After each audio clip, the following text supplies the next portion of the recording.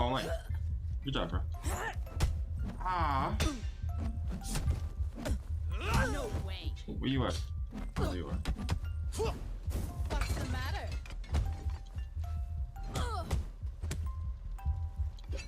I want that. Beat you with the bat. No.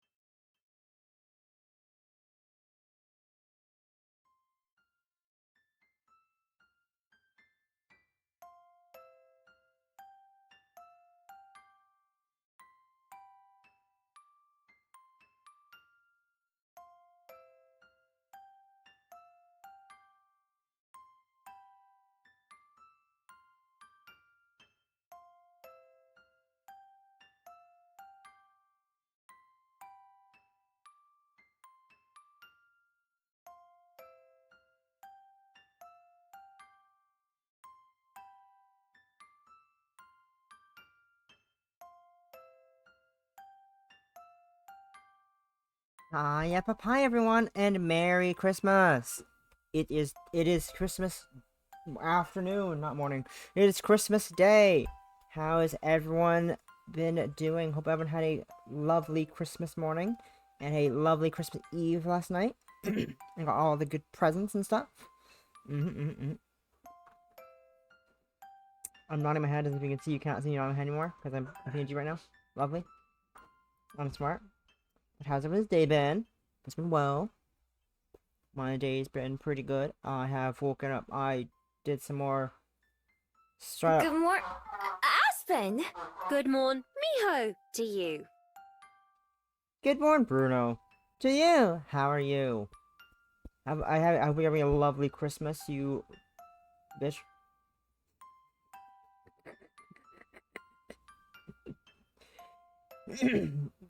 But yes, it is. You're playing Sims 4 as usual. Lovely, lovely, lovely. I got a lovely Christmas present of a stream deck. So I messed with that a lot last night, and I've been working some stuff.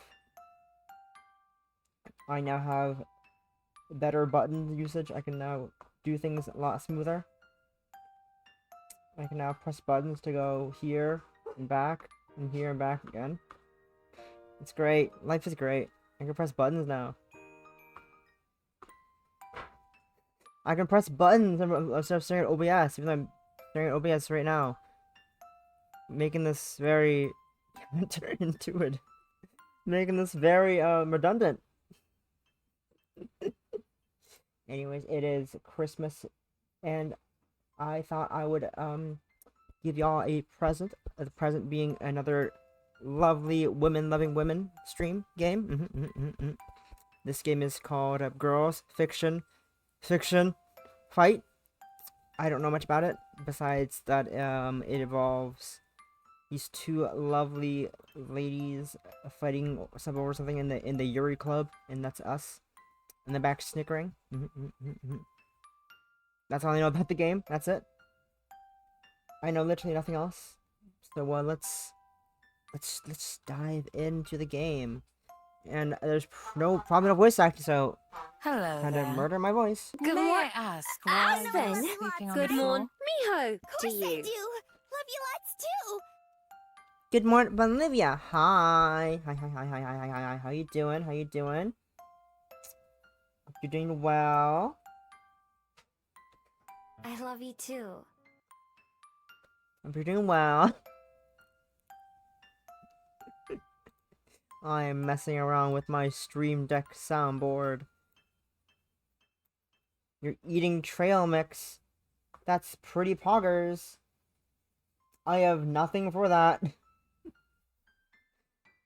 And you're gonna continue playing Sims. But yes, I got, as you might have heard, I got a Stream Deck. I told Rat this on her live on her stream in her chat. It's pretty pog. And I have a Stream Deck. I can now push buttons. I can now do this on command really easily. I can make the screen gay with a weird delay every time. There it is. Don't know why is it taking so long why is it taking her so long to do it? What did I do with the did I mess up the Game. Maybe it's too long? Is this better? Yeah, I think I put it too long by accident. Let me just check. What's that? Yeah, okay, I put it for 80 milliseconds instead of I put it for an 8-second delay instead of a 0.8 second delay. That's why. Okay, that's my fault. Anyways, hope you have a lovely Christmas so far, Bolivia. I've been having a good one so far. Nothing too eventful has happened just yet, but we're here. We're gaming. We're loving women. We're loving women. So let's enough stalling. You got up 2 hours ago. Oh jeez. Hope you're doing all right. I still have nothing for the soundboard for that context. I don't know why I keep looking at the soundboard. Oh yes, the soundboard. I want to use this a lot. There's no way to use this right now. Oh. Well, I could do this. You're banned. Got it.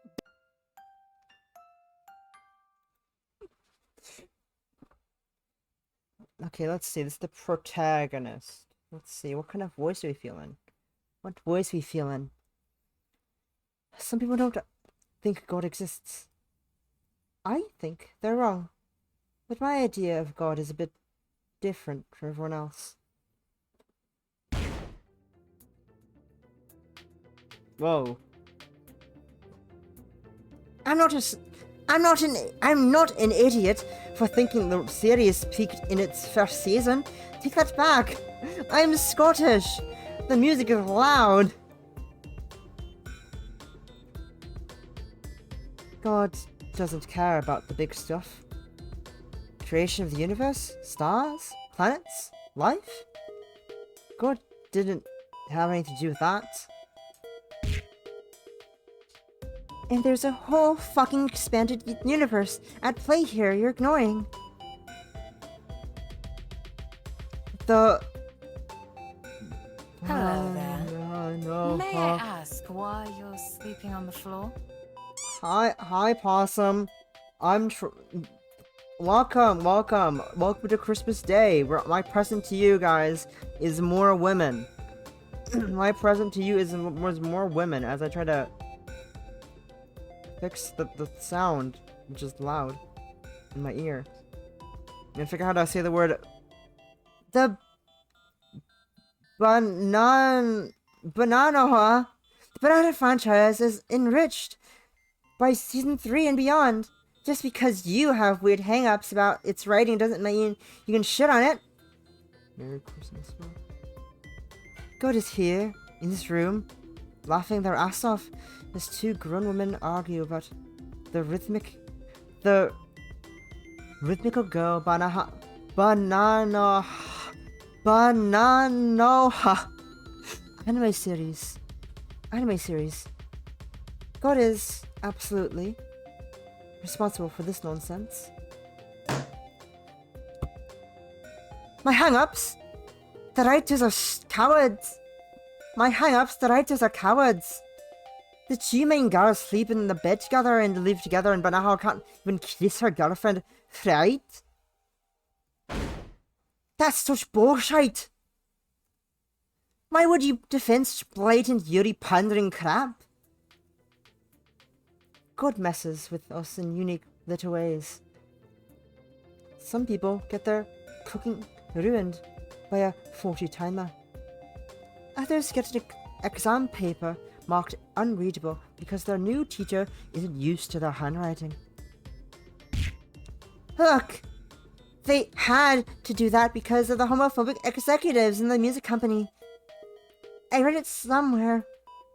If anything, it's obvious the girls are supposed to be together, and the writers are all but telling us with what they could put in.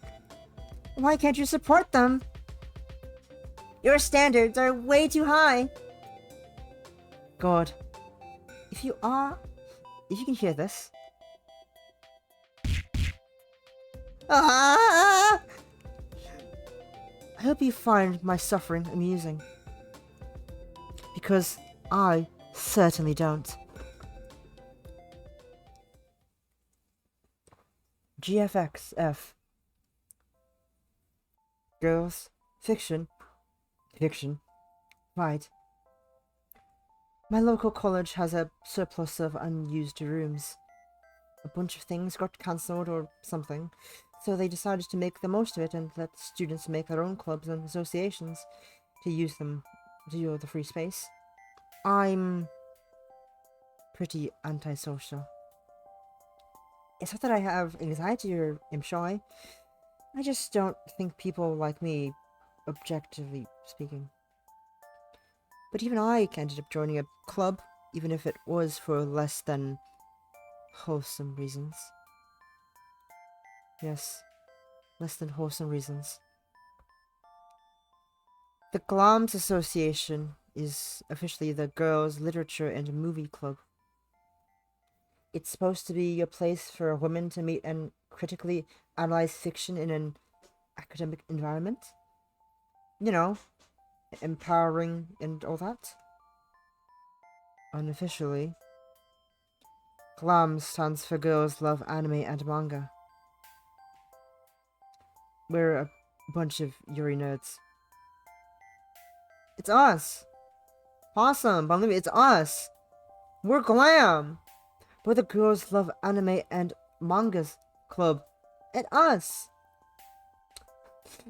My Steam Deck went to the screensaver of Aijo Kanen about to kiss Hikari. We gather 3 days a week and binge watch and yell about cute comics we see and on social media. That will commiserate about shitty gacha rules. Hikarin, such cute parent. I know, it's great. Fun fact, I prepared a bunch of different screensavers for my Stream Deck, and I was hoping it was compatible with GIFs for Stream Deck's screensaver. You cannot use GIFs. So I just have a GIF of it cycling every minute between my like 10 screensavers. So like maybe I'll switch it out every now and again when I feel the fun. And I feel like it. You know? One of the dream papers is Summer dancing. We love Summer dancing. Dancing baby. Dancing the bean. Yes, I have a stream deck, as you heard probably from last night on both Teddy and Brat's stream. I have stream deck. I can now push buttons like this one. It's the most right I've felt in years. Like that button. And this one.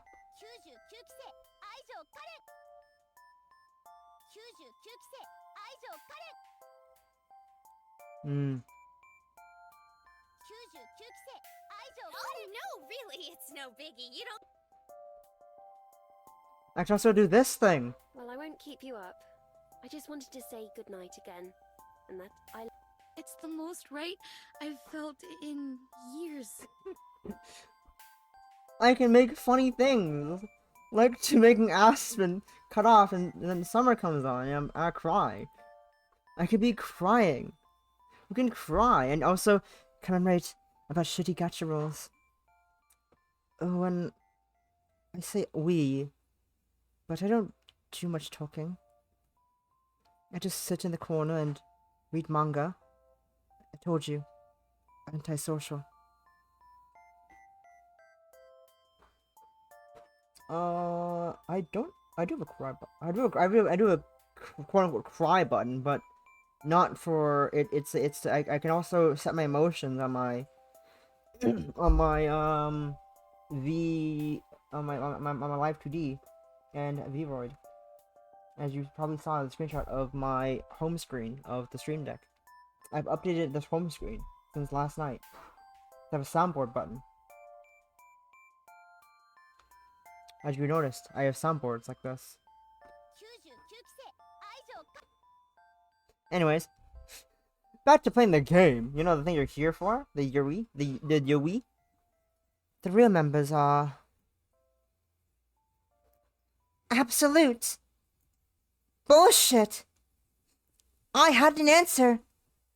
How am I supposed to know he had land destruction cards? You're playing Magic: The Gathering? Cheater!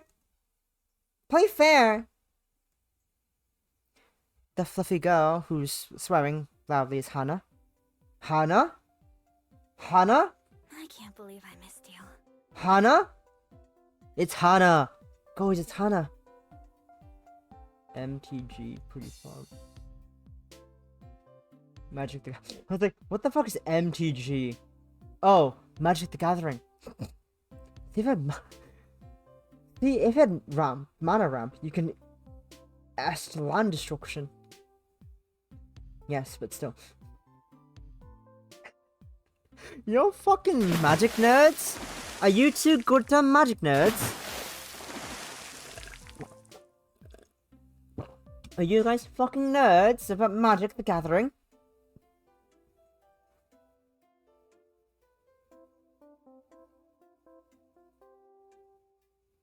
Rub-a-dub-dub!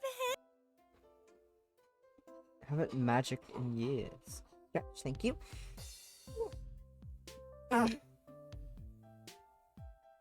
You seem nerd about magic.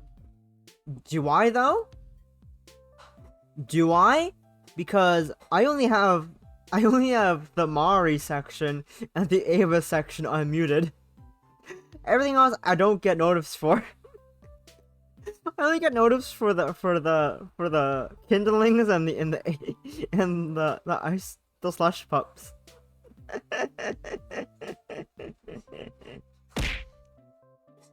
Oh wait, I gotta change the preset. Oopsies, I'm on the wrong one.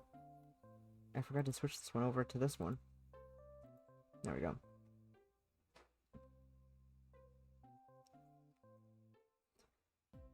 She's playing some card game on a laptop. Why is there a white line there? Oh, I think I know why there's a white line there. The game isn't on screen fully. That's why. Why is there a white line on the side? Oh, that's because I'm a fucking idiot. Possum. I can't do it. Oh, so why did the sound play?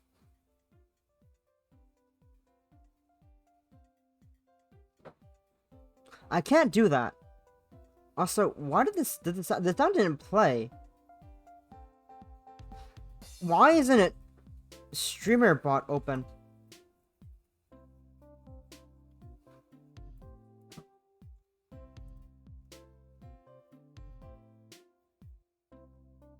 There's no music, but I'll just do I'll do this. There's no Uber goes, but here.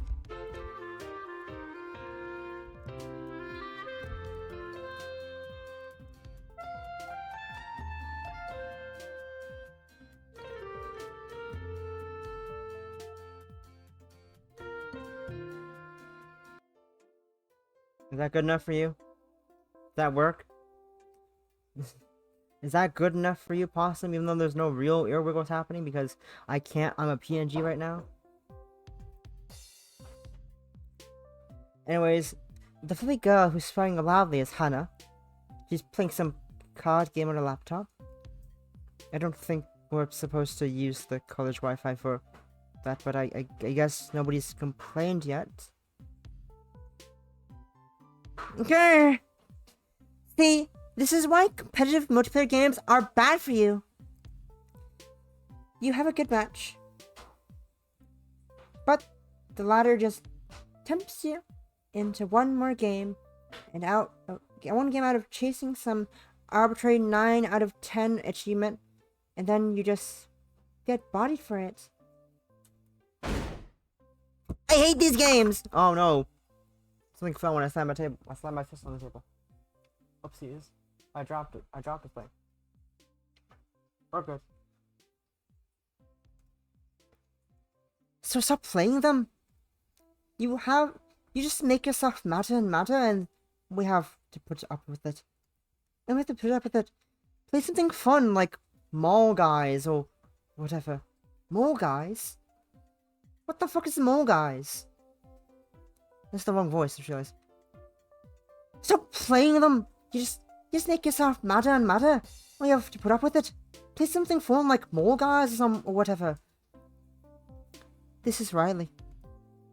She's supposed to be coming up with a schedule for the month, but seems to be drawing a motorbike instead. I'm surprised she is pretty good at drawing. That's not the point! God, I'm trying to have fun. The game just won't let me. Anyway, did you think of anything that... Nope. What a goddamn thing. Mona. Got any ideas? Mona? I jump slightly and shake my head. Every time they talk to me, I scrunch up in with like a gross bug. Just ignore me, please. Just ignore me, please. Don't acknowledge my existence. Thank you. Don't annoy her, Riley. She's actually a good, attentive listener, unlike you. Riley pokes her tongue out at Hannah. They sure do have some good chemistry. I just wish they'd spend this time arguing about innate things like computer games. Speaking of...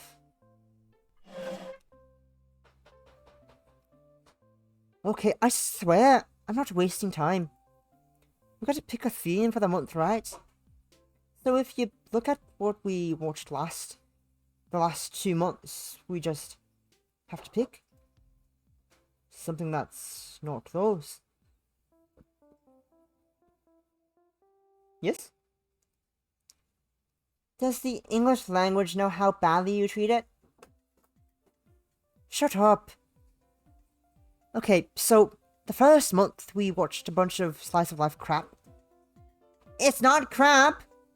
And then we watched Marty something. That was a snowfest. Riley actually enjoyed that series by the end. She's just needling Hannah because Hannah liked it more. Riley, no. You need to be nicer. I'm getting to the axis confused. I regret making one person English and one person Scottish because I keep getting them mixed up eventually.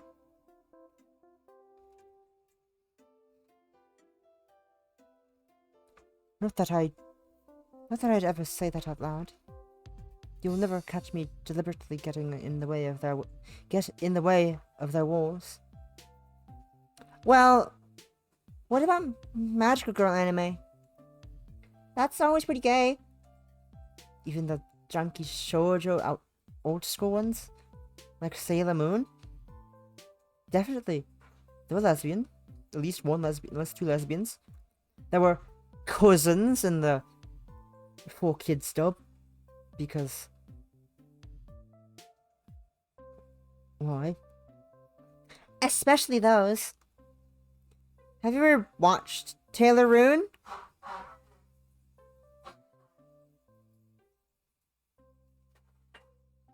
Have you watched Taylor Rune? Unagi practically drools over most of the cast, regardless of gender. Point? Okay, Magical Girls. There we go. Magical Girls.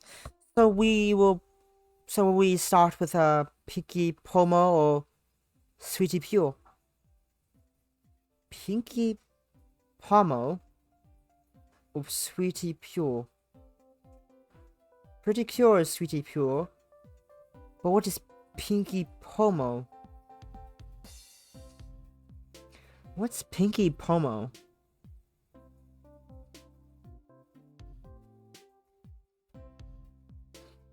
Hi! Welcome! Never heard of that. I'm gonna Google this, because I'm totally sane and Googling random things people say. Oh, I've never seen this before. This is old. What a time. What a time. Thank you. And also, welcome to chat. You learn things every day. Huh? Huh? And here it comes. Riley has very specific opinions. So does Hannah. And neither of them are the type to back down, so... Well, obviously we're gonna be watching the proper shows for the modern audience. That means Nadoka Magia, and it's... And... I don't know how to read that word. Antecedents. What the heck is an antecedent? I've never heard that. I've never seen that word before.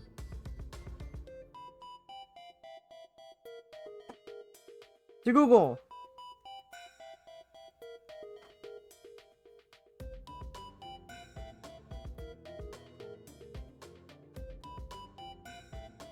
A thing or event that existed before or logically proceed on antithesis. Okay, interesting. Antithesis. Antecedent. Well, we're learning things today. Who says you can't learn things while playing video games? The kid stuff is way too shallow for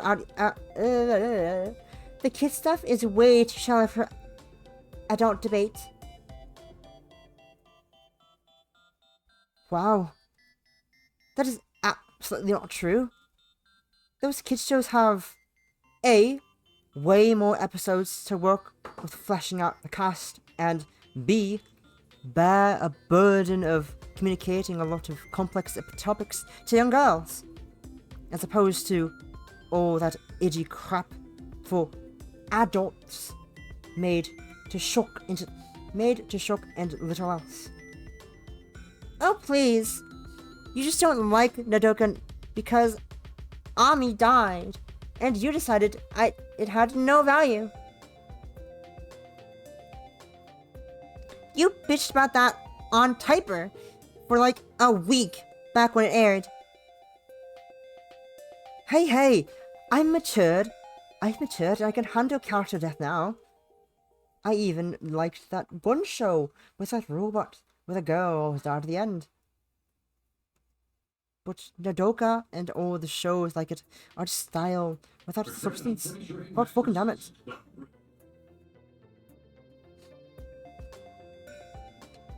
I ain't here for that.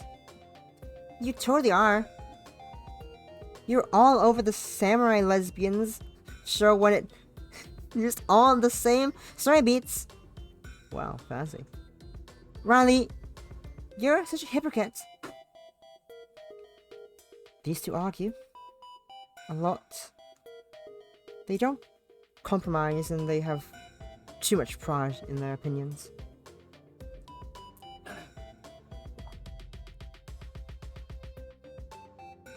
They have completely different tastes. And both think each other are has brainworms. Brainworms. Hannah loves the cute stuff. She's a big fan of slice of life anime and magic girls and idols. The 3 words she hates the most are male love interests. She also has a lot of ethics hang-ups, so talking to her about ships is a nightmare. She's incredibly cute when she gets angry though. I like it when her cheeks puff out. Riley, on the other hand, is the hardcore lesbian. She despises the usual Yuri tropes. Hand-holding makes her gag. She prefers the messy drama manga and things that feel real, as she calls it. But paradoxically, is a huge kids anime fan. Must be an ideology thing. She's a coach for the local sports team and did athletics professionally in high school. Her body is amazing. I kind of want her to step on me.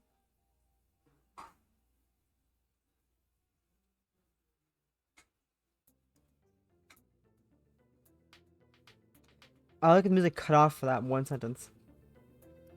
The music cut off perfectly. Look, just because I liked the shows, because it was Bananoha. Bananoha. I can't fucking say that right. Banan. But it's not shitty. But not shitty. But not trying to be doesn't mean I totally approve of. What the fuck did you just say about Banana? And that about catches up to where we came in.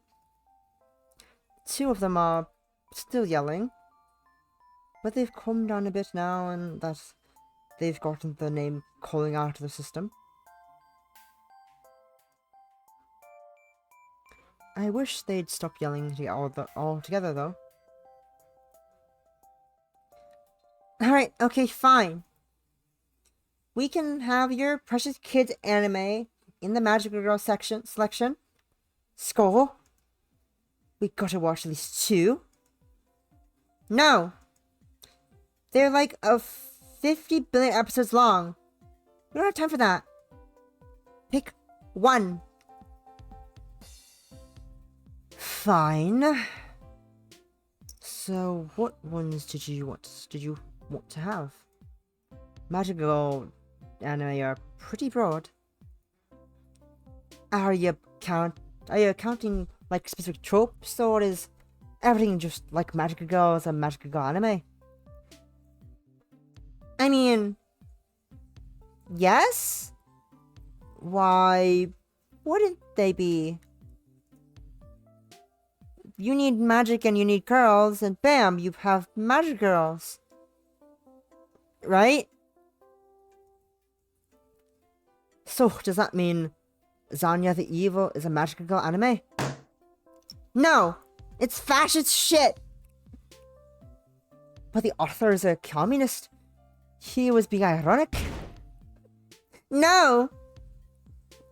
Oh, please, don't start another argument. Okay, I'm gonna give the protag a different accent, because I can't jump to Scottish. English is back and forth. It is atrocious. Trying to attempt to differentiate between the two accents for me. I think I did this. I think this happened last time when I played a different game, didn't it? This happened last time. I remember this happening last. I was like, why did I do this to myself? Who thought it would be a good idea to have Scottish and English in the same room, voiced by the single person? It was my idea. It was my idea. I'm who? I'm bitches. Did you do that with a fairy story or something? No. It's different. Fairy story was official. I forgot your name, but I was the knight. I was the knight character. This was the knight character's voice. I'm not using this for the main character because I'm an introvert and antisocial. And the main character was Welsh, kind of. This was the main character's voice, I think, if I remember correctly. Touchy. It was kind of a bit northern. It was a northern accent, is what I gave the protagonist of the fairy's voice. The fairy's song. Fairy's song. Yes, fairy's song. Anyways, I need to find out an accent for the main character now. I could just do Mimo. Oh wait, what about this one? What do you use this accent again? Like from the same accent from yesterday, except kind of different. Why? I'm almost Olive. Except not really. I'm close to Olive in a cow. Oh please, don't start another argument. Fuck it. We're gonna kill myself. We're gonna end myself. We're gonna do this. We're doing this now. I'm choosing this one. Oh please, don't start another argument. My ears are still ringing. Okay. Obviously, we need to define magical girl anime because otherwise we're not going to get anywhere. So, in simple terms, a magic girl is a girl who uses magic to transform into a hero persona and fights against evil. You know how they fight evil by moonlight? Something... I don't remember the lyrics of that song. There's a fairly elaborate history of it but most of the tropes were cemented in, like, the 90s, I guess? Ever since then, people basically know what you mean when you talk about magic girls. The specifics are often unique, but the key points tend to be that the protagonist is a girl, and the plot plays on their dual roles as mundane normal heroine and heroes. There's often something like a love interest or a rival they interact with in both guises as well. I think the modern terms, they tend to split magical girls into two very broad categories that can overlap with the conventional ones that adhere to the rules of the genre, and ones that deconstruct or dismantle or subvert it. Those are the ones you hate, right, Riley? Mostly yes. Hannah makes a face like someone glanced at a cockroach. Woof. I didn't know she could look like that. The problem, right, is that the idea of subversion is itself a established cliche of the genre. Especially in the context of shows made for adults. If we really expect the reveal that the mascots are evil, is it that all shocking? That's wrong though, because even if a show borrows those ideas, it doesn't mean it can't put its own spin on things. It's a creative sandbox. That's the draw. And you play around with the characters and do some inspiring things, like certain things with it that you couldn't do if the anime stuck to conventions. Ah, but those conventions are important. What are you glossing over when you lay it into Sweetie Pure is that it's teaching girls, young girls, about how even heroes can have the same worries and fears of them and thus lessen the barriers. In contrast, I don't think I ever learned anything or feel anything from half the adult shows you recommend, Hannah. Well, that's bullshit, because I know you cried when we watched Akane's Scissor Shoujo.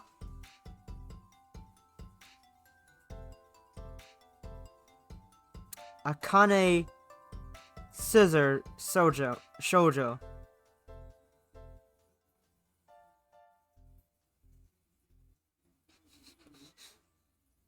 That's an obscure one. Okay. I'm just like, oh yes. What a fun name. Akane Scissor Shoujo. Scissor Shoujo. Possum? No. No. Possum? Possum? You're banned! Got it? Banned! You're banned! Bad possum. There are other scissors. My first thought was Kill the Kill, because there's a scissor in that anime. But it's not really a magical girl and nah, maybe. Nah. Yes it is. Yes it is.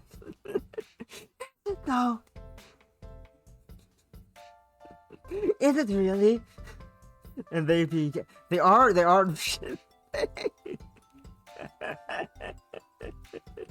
These are way bigger than hers. Way bigger. I know, because I saw them. What is... Okay. I'm gonna get my water real quick, because I drink a lot already. I'm gonna go and be right back.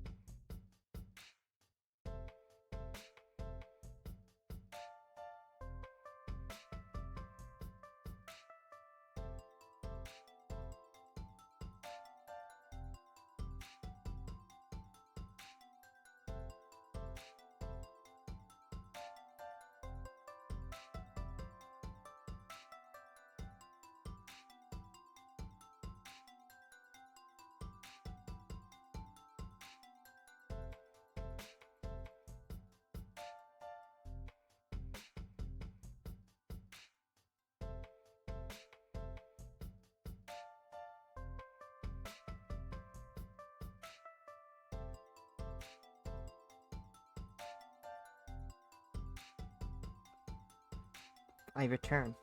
Welcome. Interesting. I'm learning a lot of things today about the world of shoujo anime, of women of anime. Lots of what a time. The name. Oh yes, Scissor Shoujo. What a combo of words I never thought I'd ever see. Besides, when is learning the primary reason for watching something? For kids, sure. But we can also enjoy a story for its emotions, spectacle, and whatever other parts that resonate.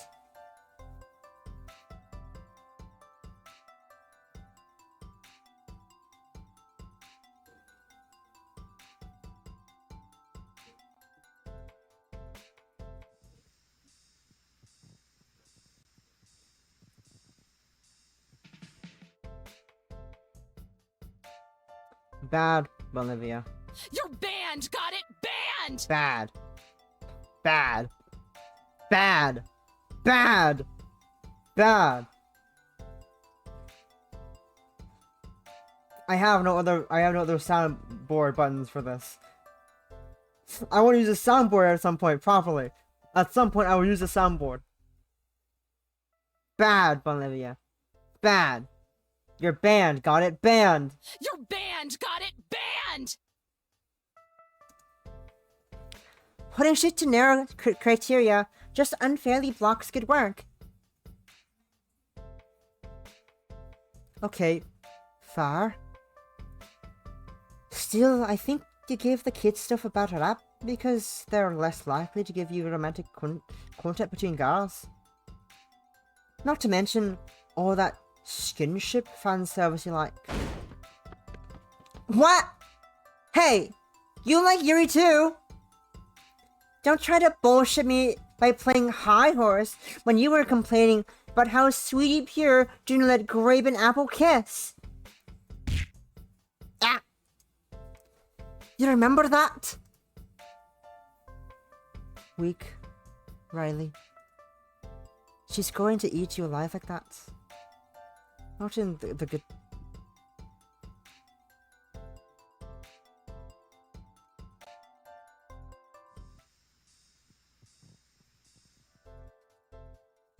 Not in the good way. Either. Hannah looks smug at her victory.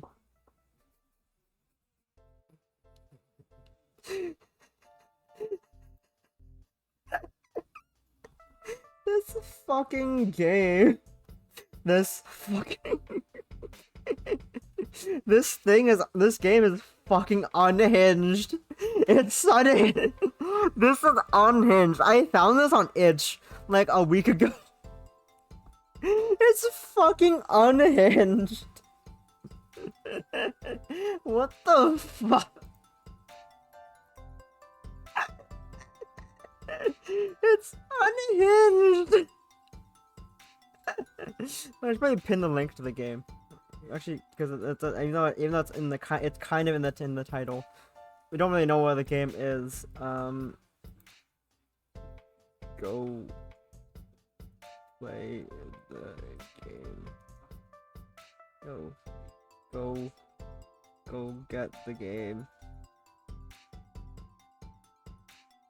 Of course. On itch. Link. Pin. Go get the game. Go get the game on itch. Here is page. Fucking unhinged. Fucking unhinged. Self-proclaimed shitty girl with low self-esteem. That's us. We're Mona. Thank you, awesome. This is for you.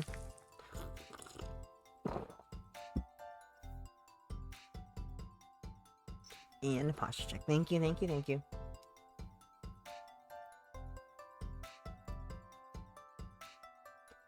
I categorize your every weakness so I can destroy your ass on the regular. Yes. Anyway, my point is that ultimately the crux of the genre is that it's about a normal girl in a normal life. A normal girl with a normal life. But she had a secret that nobody knows. In the daytime, she's Marinette.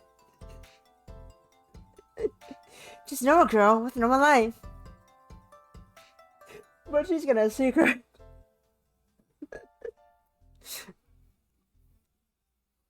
Anyway, my point is that ultimately the crux of the genre is that it's about a normal girl who chooses to become a hero in often sudden circumstances.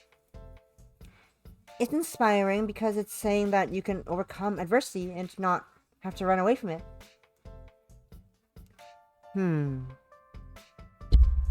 My mic.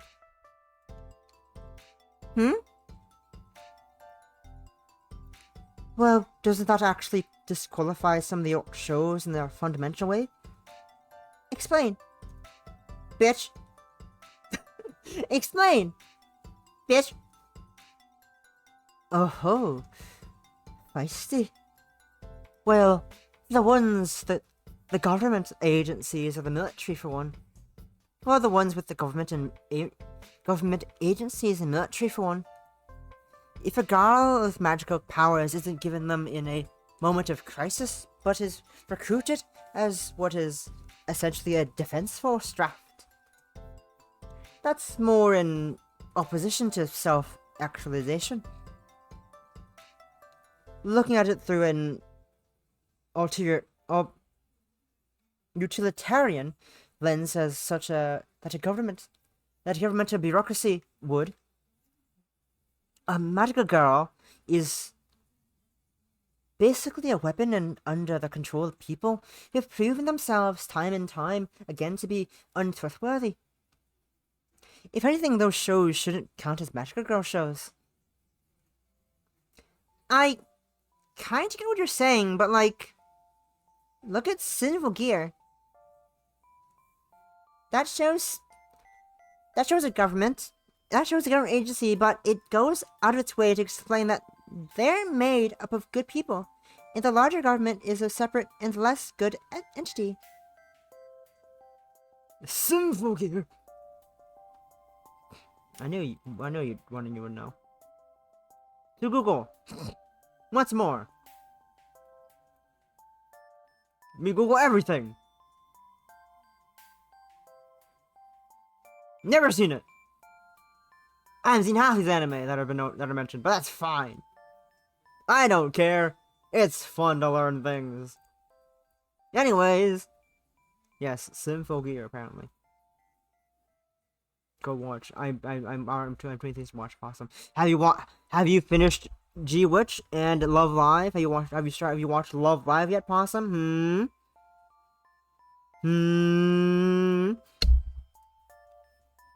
The girls in that show definitely have a choice despite their command structure. It's baked in. Oh yeah, I did like Sinful Gear. Hikari was such a cute lead. I know! She's so adorable! She's so adorable with Maiko.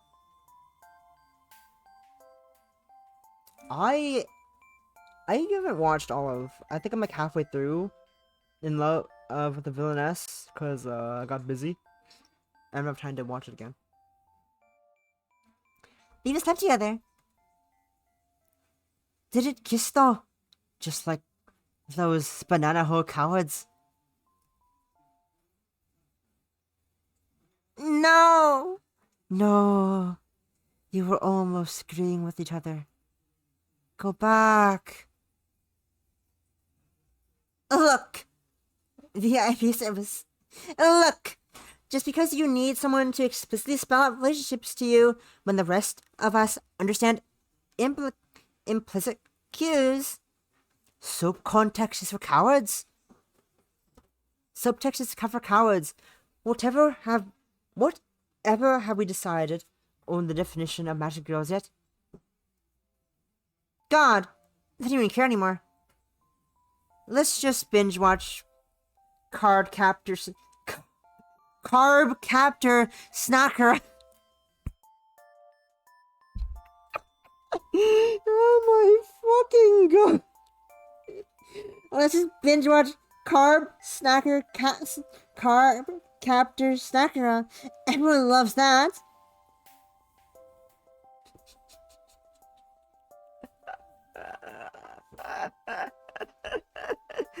Oh my fucking oh my fucking god. Card captor.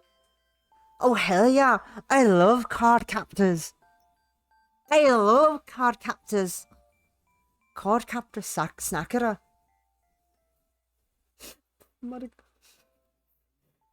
god.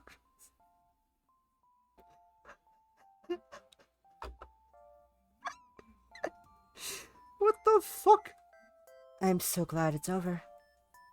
They just go off at each other in the blink of an eye, and it makes me crazy. Crazy? I was crazy once. I didn't join this club for endless blog quote string arguments. They were in a room. A reasonably sized room. A reasonably sized room filled with Yuri. And Yuri makes you crazy. Crazy?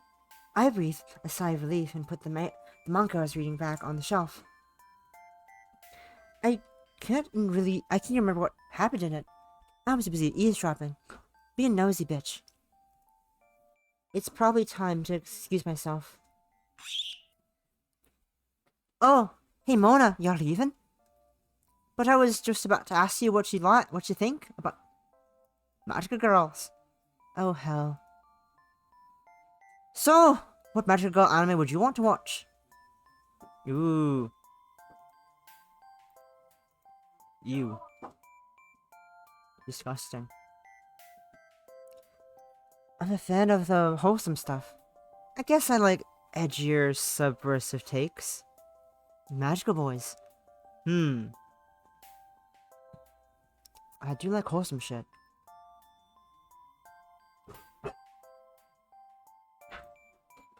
Oh, nice. It feels good when the kids do their best, right?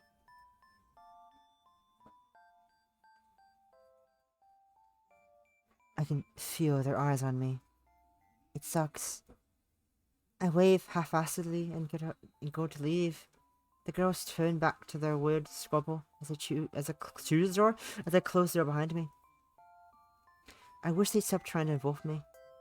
Maybe I should just quit. But I hadn't gotten what I'd joined for yet. Maybe I never would. But if I left, I might not see it. My heart felt desire to see those two girls get together.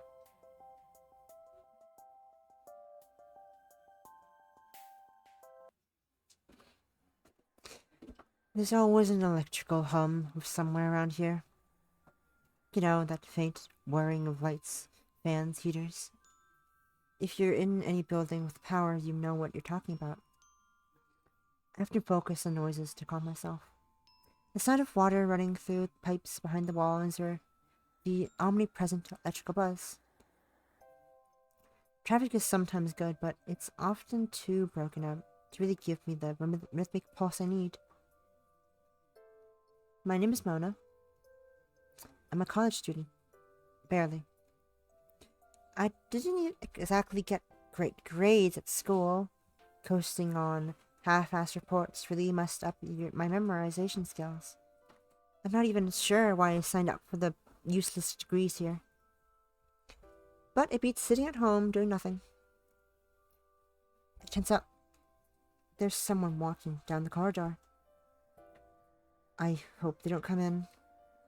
I mean, I'm sure they wouldn't bother me, but I just don't want any attention regardless. It's incompatible with my mood. The footsteps fade away. Phew. I get some reflection in the mirror. My makeup hides the bags under my eyes from all the late-night browsing, but it can't hide how bewildered I am at my current predicament. It all started when I saw two girls bickering over adding Lieutenant fan art to a flyer at their club. I am talking really slowly. I don't know why.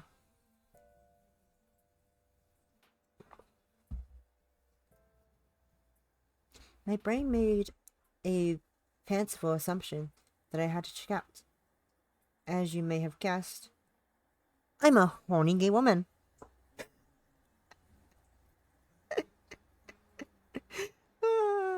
That's a great line. Again, this game is unhinged. Fucking unhinged. Clip it. Fine. Rabbi made a fanciful assumption that I had to check out, as you may have guessed. I'm a horny gay woman. It doesn't count, Bolivia. Why does that count? I'm just reading text. Nothing weird about that. Nice to make my head. Fuck you. Anyways, I clipped it. If you're happy, I clipped it. I'm not sure what the fuck open last clip means as a button. Oh, it opens the last clip. Oh, I can clip. Open last clip. Opens the clips maker. Huh. Never knew. Fun, unless it is letting me trim it.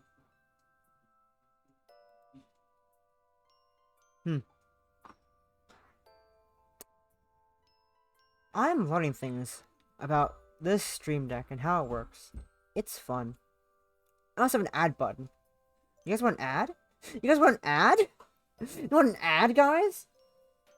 I say the 2 subscribers and the 1 non-subscriber. You guys want an ad? You 2 subscribers?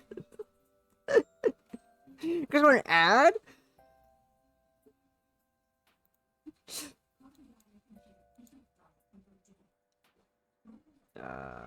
VSync. Oh, it is let me come. Oh, this is let me clip it. Okay. This does let me trim it.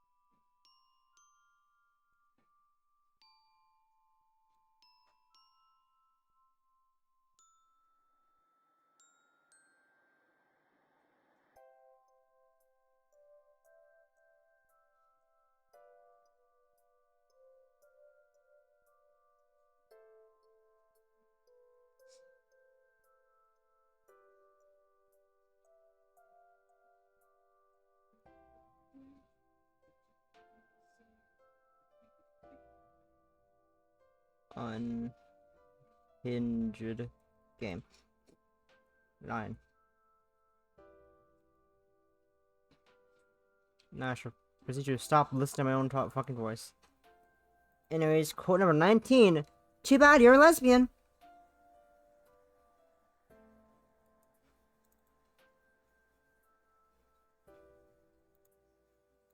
Cool. That's what that button does. I'll put these around them. And make this clip and trim last clip.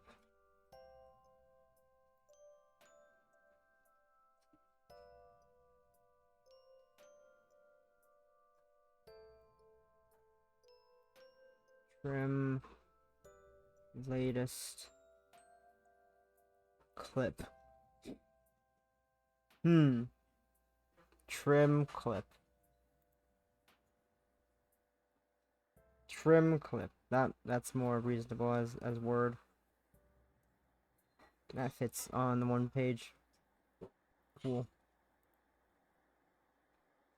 Back to playing the game instead of messing with my Stream Deck stuff. I just had to know. Wrong voice. I just had to know. When I arrived, at first, Hannah and Riley got along well. They bickered playfully and talked about their previous programs and how they'd done fun group watches, and they seemed like good old friends. Sure, the original members of the club had left to transfer once they'd done prereqs, but the 2 girls were still here. Still into each other? Surely. I've always been alone.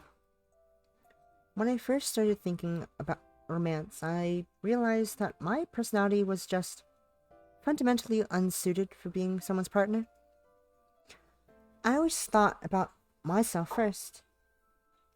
My school friends thought me unrelatable and self-centered.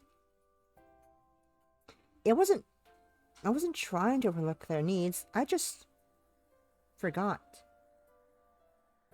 It kept happening, and while I was amicable enough, nobody really trusted me with anything, be it physical promise or emotional intimacy. I was always at arm's length. I hated it. I tried to fix myself. I became nice and listened and improved my behaviors, but with that came new problems. Now I was a thoughtless fool who couldn't read the mood. When prompted to speak, I always said the wrong thing. No matter the lessons I learned, I always found new flaws. Even worse, if I got older. As I got older, I had to deal with people more and more. The result is me as I am now. I crave me time, even though I know it makes me more self-centered. I just want to feed my own desires. That's what led me to the club where I could see the two other lesbians flirt and quabble and grow close to each other. That's what I wanted. See what I could never have. My phone beeps. That's Riley telling me the meeting is about to begin.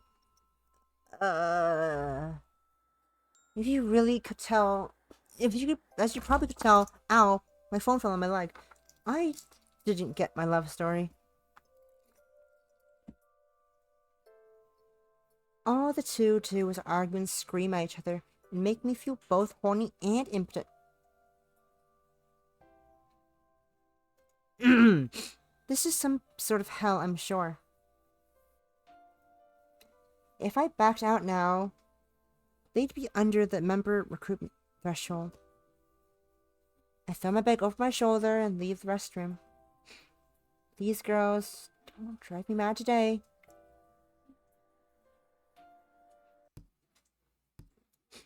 Hannah lets out a sigh as she continues to tap her fingers on the table. Her eyes stare into the distance. At this angle, the lighting they have... At this angle, in the lighting, they have pretty shine to them. I'd be too scared to look directly into them. I'd drown. Currently, I'm peeking at her from behind a crinkled fantasy novel. It's about some wizard fighting a demon or something. I don't care. I'm using it as a cover. God! What the hell is she? I know her. I know how far it is from here to the sub joint. Our food's going to be cold by the time she drags it back here. Don't you think so, Mona? I jolt up and hesitantly shake my head. Hannah purses her lips slightly at me, and I, with her gaze, she looks away with another sigh. Ah, she must hate me for being so pathetic. Her "you're disgusting" look is pretty good too, though. The food wagon has arrived, bitches. Ugh. Keep your voice down, idiot. You're the idiot. I nearly dropped the food. Oh. Sorry. But still, shut up. You sound like a foghorn. I don't know what a foghorn is. Riley sits down at the desk. We pull together and begins to parcel out the hot food from the plastic bag she brought in. For lunch, we've pulled our orders with Riley being today's choice for courier.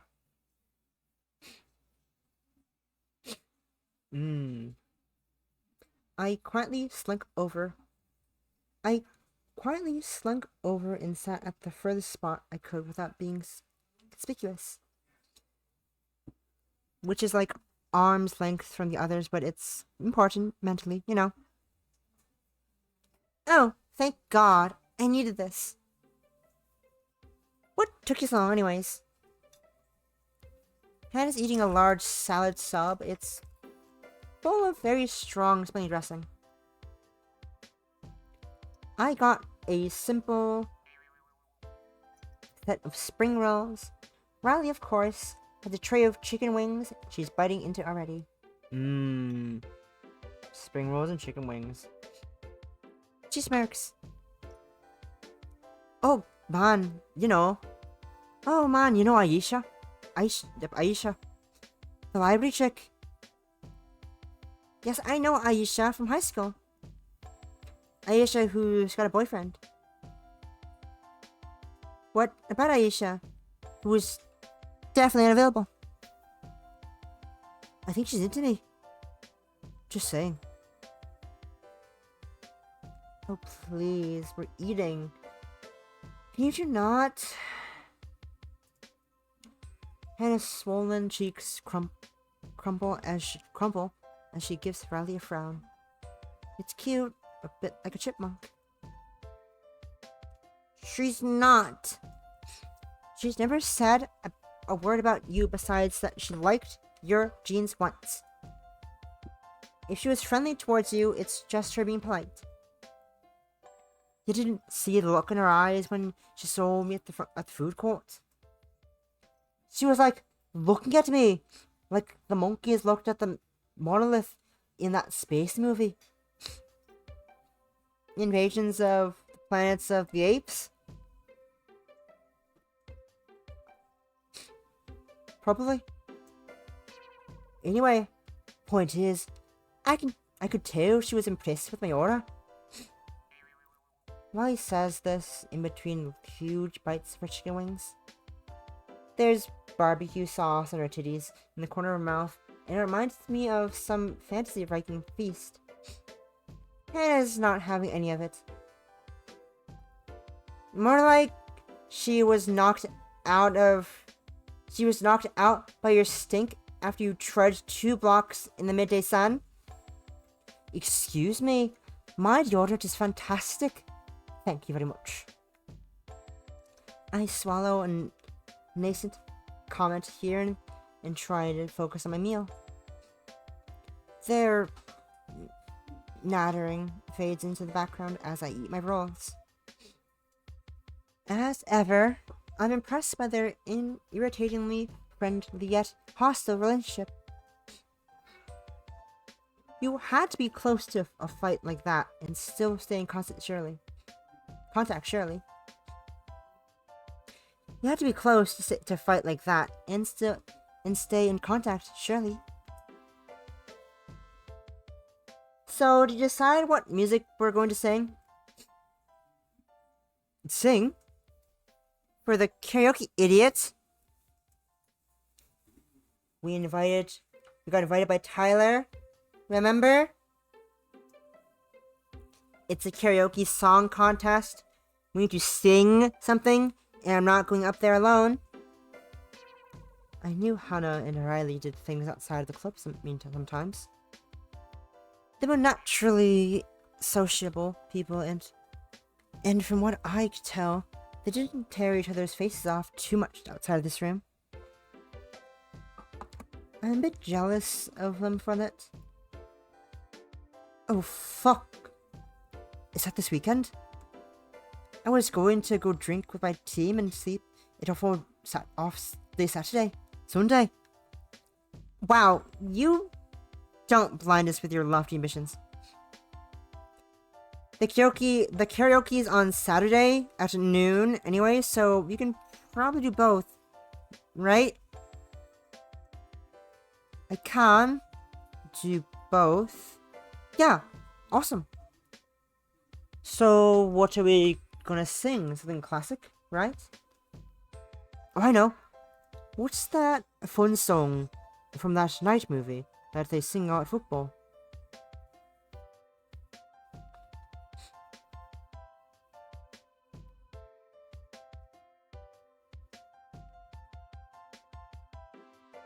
What the fuck are you talking about?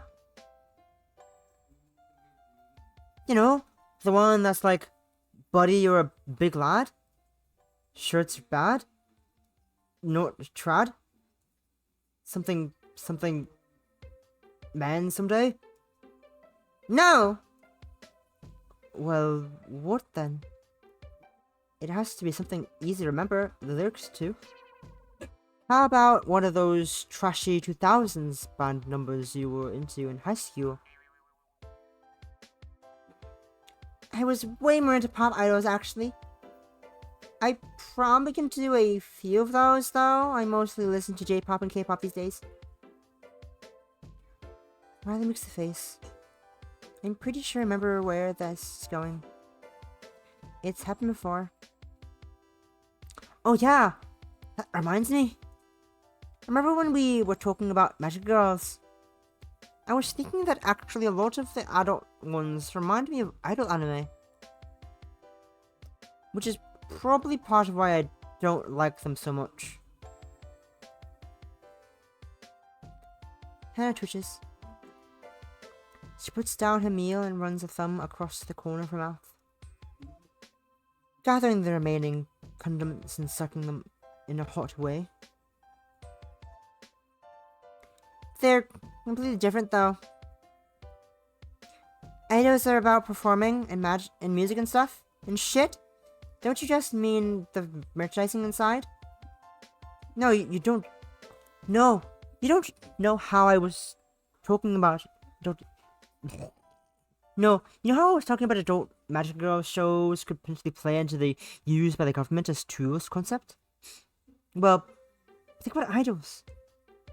They're basically controlled by the corporations. And all sorts of nasty shit has happened to Japanese idols. Like the head shaving thing. Sex abuse. Getting pushed into creepy photo shoots, you know. It's kind of fucked. Sure, but it's also the same everywhere else in the world. How many young girl singers in America have been forced to do awful things pursuing dreams of stardom? It's not a problem native to Japan. But we're talking about it in the context of Japanese anime's interpretation of the idol business, right? Well, they're making shows about a shitty industry that uses women and idealizes it as some wonderful, uplifting thing. Oh boy. Hannah's shit has been stirred. She's folded up her wrapper into a tiny square and tearing it into shreds. I can feel her claws start to slide out. Hi Zoe, welcome. That ideal is not inherently bad. Fiction is a place where we can explore our ambitions and dreams in a safe place. Ooh, a 3-stream walk streak. Look at you go. Woo! Augers. That's what you told me when we got into an argument about a student-teacher relationship last week. Ugh. Just because idols sometimes get fucked over in real life doesn't mean that a fictional story can't celebrate the good aspects of performing and being a star. There's nothing wrong with a story like that.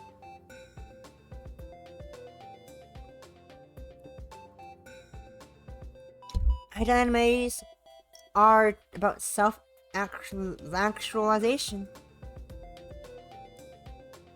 Look at Idol Monster. The girls in that all become idols because they want to change their circumstances. Or make money. Or whatever the reason that weird moon girl had. It's the same with Lover Live or...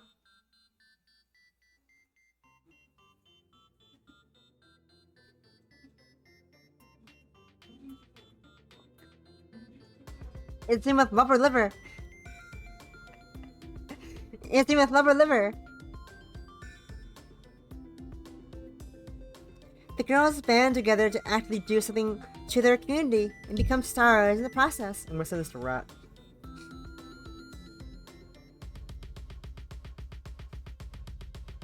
I'm sending this to Rat.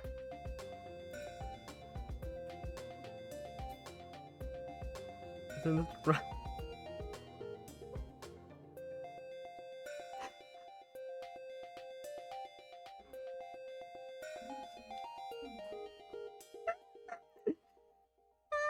Same with Lover Liver. The girls band together to actually do something for community and become stars in process. And then we are about the transformation from mundane bystander to active participant. I'm going to stop you right there, honey. I'm going to stop you right there, honey. Honey? You're correct on the surface that the performance is an act of accusation, but it's pretty superficial. If you look at these idol shows holistically, you can draw pretty different conclusions. Only because you want to twist it into something you want it to be, so you can shit on it. Just because that's important to go and sexualize. Now put down your chainsaw and listen to me. What we're actually talking about here is framing. If you look at how idols are marketed, it's mostly physically and personality in tandem. You saw the products like photos, music videos, but also their characters in TV interviews and variety shows. They're made to be idolized, hence idols. This is encouraged by the managers and producers who put the manufacturers' images and restrain the girls, force her to act and dress and behave in certain ways to keep the audience enamored. The problem with the fiction idol is that it further obscures that already blurry connection between the performance and the real individuals. The character is entirely her being. Even the real her serves the purpose of pushing idols over all charm. This is bad because it's selling you into an unrealistic depiction of the career while using the language, framing, and culture of real-world industry. The girls in the show are fine with the harsher elements because of their all-consuming desire to be a larger-than-life idol that sparkles for fans. It's a bad message for an industry that needs restraints and moderation. Not to mention how it sterilizes and straightens out lies about what being an idol actually entails. Think about your liver and how the show scrapes the men out and never dwells on the sales of merchandise. How it replaces the professional goal of payment and instead you work with a finite borderline volunteer goal about trying to save a skewer competition through competition. Any time the harsh realities of being an idol come up in the show that glorify it, it's treated as an aberration and to be defeated with friendship and hard work. But we all know it's but a grinding, depressing inevitability. Even its fiction is still lying about how the world really works. And that's unhealthy as fuck. Oh no, awkward silence. I try to shrink back to my chair. Also, what's wrong, Zoe? Not a fan? Not a fan of Riley and her really, really bad Scottish accent? Please, don't notice me. Let me not be collateral damage. I don't think that's fair. Like, I get where you're coming from, but when you break it down, idols aren't just the money or the intellectual property rights.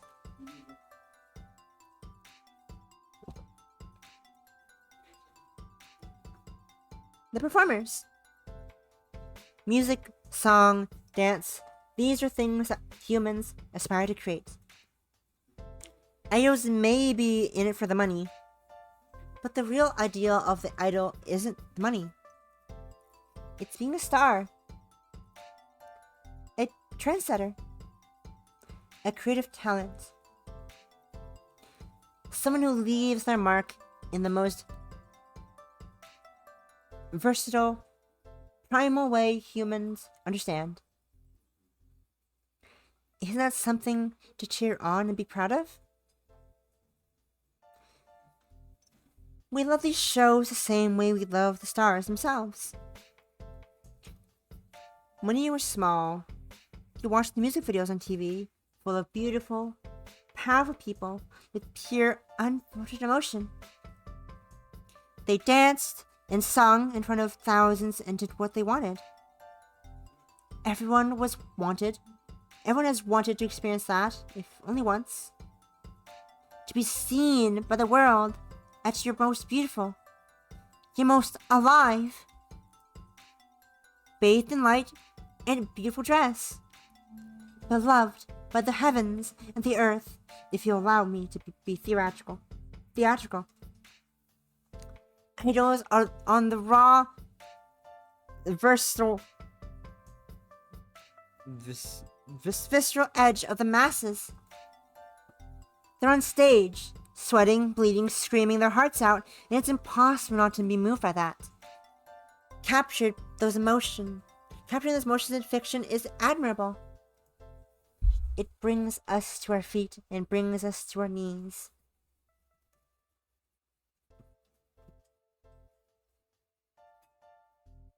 There's a pause. I realized I was holding my breath. Riley is a little shaken, but she recovers. I don't know if it's right to press ahead here, Riley.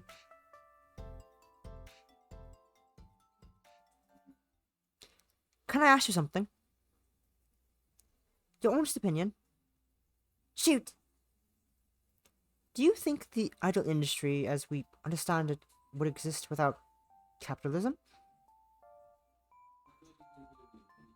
Whoa. Okay, we're going places. Riley's got a look in her eye. It's a stern, seriously cool look. If money and corporations aren't a thing, if it was just about performing and spreading songs, what would it look like? No need to sell CDs, or handshakes, or buttons, or Blu-rays, or cater your performer to a specific market-tested niche to bring in the biggest numbers. I don't think the industry would exist now. Not in its present form, but I'm not saying that enjoying idols and wanting to support them is supporting capitalism. That's stupid. But they're artists trapped in a machine built by capitalism. That's my argument against idols. Portraying the industry in a good light. No ethical consumption under capitalism, Therefore, the industry is inherently bad because it can only exist under capitalism. I get it. I don't like it either.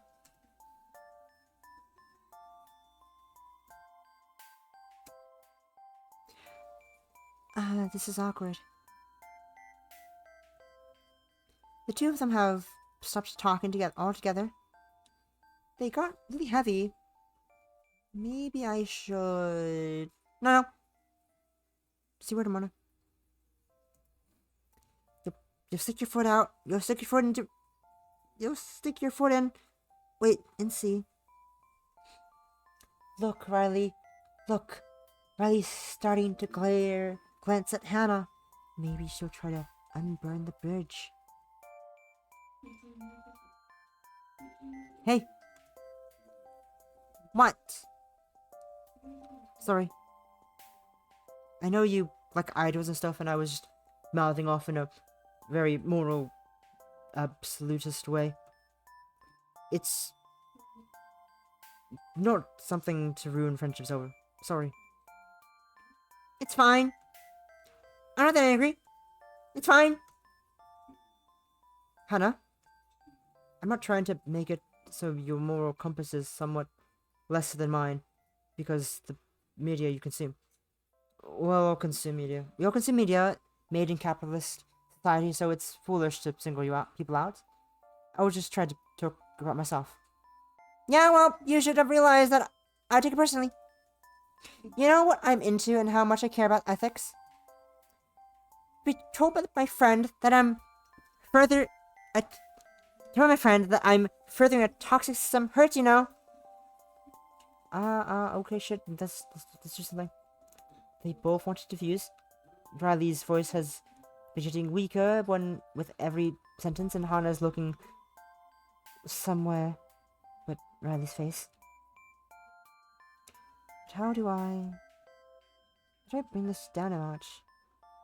What should I say? Look at us! Look at us! Look at us! We a bean. We a bean. We a bean in a coat, in a dress and a scarf, indoors. We a bean. Where's my button? There we go. Hannah! It's not like that! We've been over this. It's okay to like things that aren't 100% pure. We had this argument last week over incest pairings.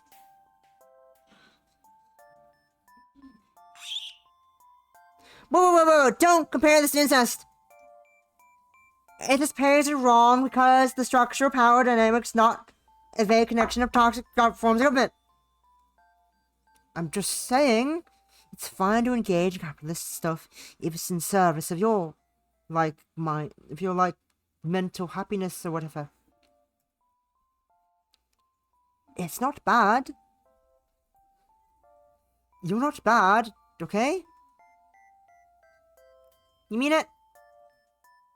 You're not just backtracking because you feel guilty for making me sad? Yes! Because I'm being hypocritical. I completely forgot I binge watched a bunch of Sky Katsu and Raibara and loved them both. I'm not even gonna try to guess what that pairing is. Oh, for fuck's sake. I nearly embarrassed myself. For nothing. Phew! That was a close one. Who the hell do you think you are, Riley? Stupid, hot idiot. Ah, jeez.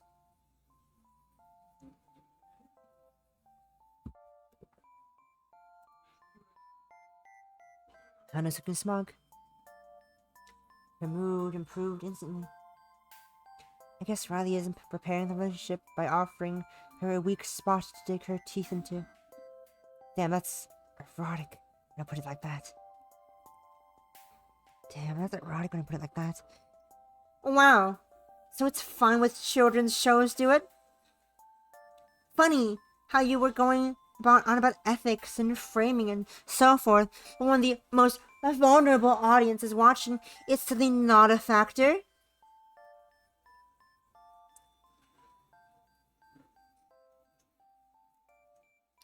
Well, you did bring it up yourself. So I guess you deserve credit for that, at least. This brings us back to finding a way for you to reconcile your criticism with your interests, doesn't it? I guess, maybe I could say that my criticism of idol framing is directed at its influencing adult fun behavior, so it wouldn't be relevant to... No, wait, that sounds bad. I don't think you can have it both ways. You gotta say specifically what bothers you about idol anime, and then zero tolerance it. Trying to weasel it out will just make your platform weaker. Blah. Tempted to just drop the whole topic? Oh, hey, you were gonna say something. You were gonna say something, Mona? You got any ideas? Hell. Shit. Fuck. Why? Cursed mouth, why did you open it early? What does this have to do with lesbians? What does it have to do with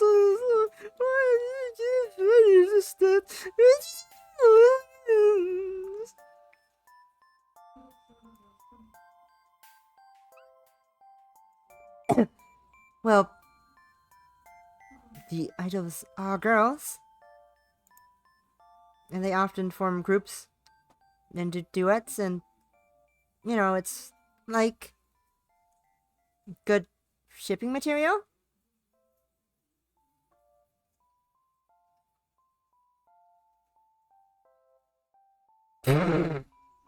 Yeah, it's probably the most queerbaity of all anime genres because it's aping the sexuality charged nature of real world item merchandising. It's kind of more of a important for women in general type of thing. I really hate that you call it queerbaiting.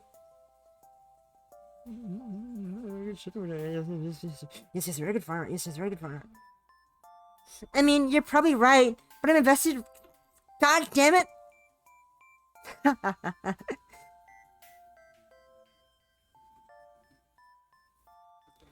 If I go back to sculpting, I realize I finished my drawers a while back. Wrong accent. I realized I finished the pair go back to squabbling. I realized I finished my roles a while back and go to clean up. The conversation got oddly serious there. They swing so suddenly between being goofballs and being intelligent. I nearly spoke up there unprompted. Lesbians. It's pretty scary. I came here not because I wanted to be involved. I just wanted to observe. No drama, no friendships. Just me as the third wheel. I look up. The girls have stopped arguing and are now drinking each other's drinks. They're sharing canned coffee and fruit juice like it's nothing. Have they no shame? No. Or taste buds. Sorry.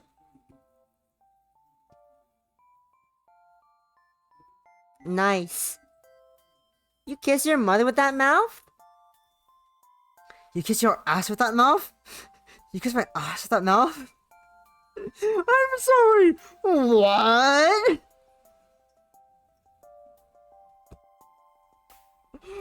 What the fuck? Where the hell did all those big words and nasty implications go? I'm completely mystified. Riley was talking about... What was she talking about? Capitalism? Social health? God, it feels like a fever dream, and it happened 5 minutes ago. Oh, you off, Mona? Don't forget, we're binge watching her Russ tomorrow. Get here early. Shira.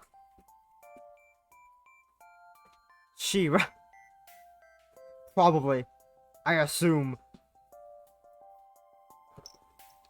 I know it weakly and skitter off. Woo. Their laughter and banter echo after me, chasing me down the corridor into my lonely gloom. Her Russ! Yes, my favorite TV show, Her Russ! She-Ra was really big for a while, but people don't really talk about it. Yeah, I got really into She-Ra. I watched all of it. It was really good. I enjoyed it. My follower alert used to be Cachadora kissing. If I remember correctly. Yeah. It was, and then it's the end of the theme where it says, "Hello, Adora." It was good old times, good times. I don't think I have it still, unless I'm gonna check. I doubt I still have the audio file, but maybe.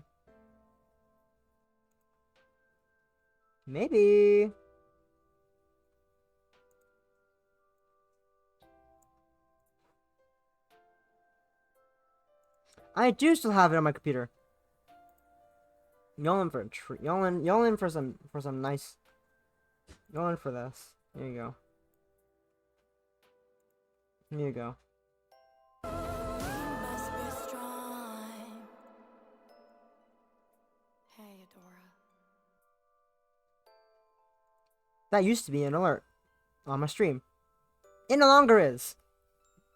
But it used to be.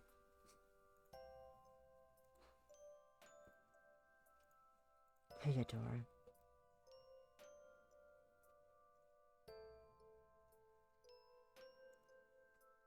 The flyer was merely a flyer.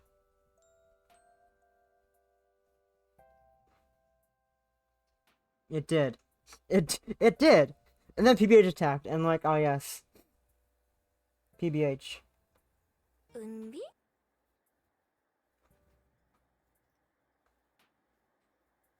PBH came and then. I think it's perfect. Am I right, Possum? I think it's perfect. Undi? We love Nemo. I love on the stream deck you can set custom like icons, and I love the icon I put for one of these buttons. I'm not gonna disclose. I'm gonna tell you what it is, but it's a great button icon. It's a great button icon. I love it. It's a great icon.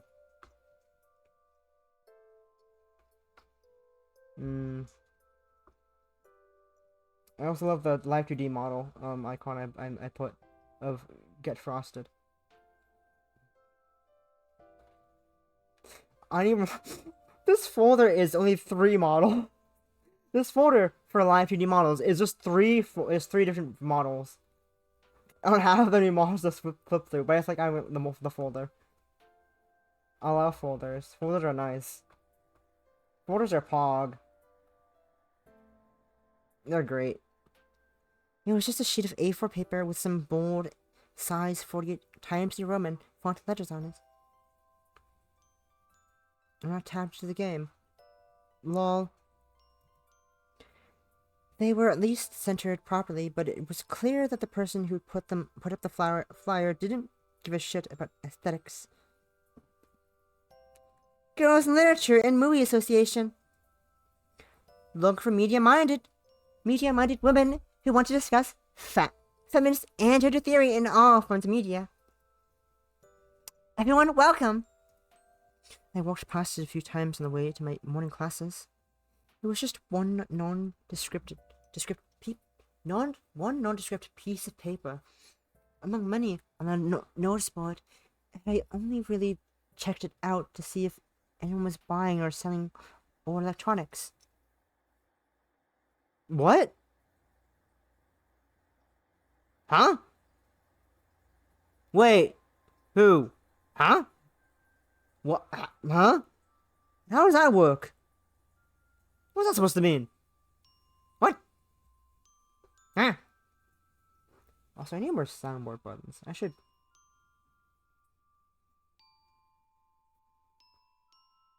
I'll organize a soundboard later. I have time to do it after stream. I never cared about clubs. I'm so confused on how you thought you were gonna check out Girls in Literature and Movie Association, that club, to check if someone's buying or selling old electronics. Huh? Then one day I had to stop there in the undercover area. It was pretty miserable. Oh, the bulletin board. You checked the bulletin board. You checked the notice board, not the club. That makes a lot more sense and less confusing. My brain is slow. But that's fine.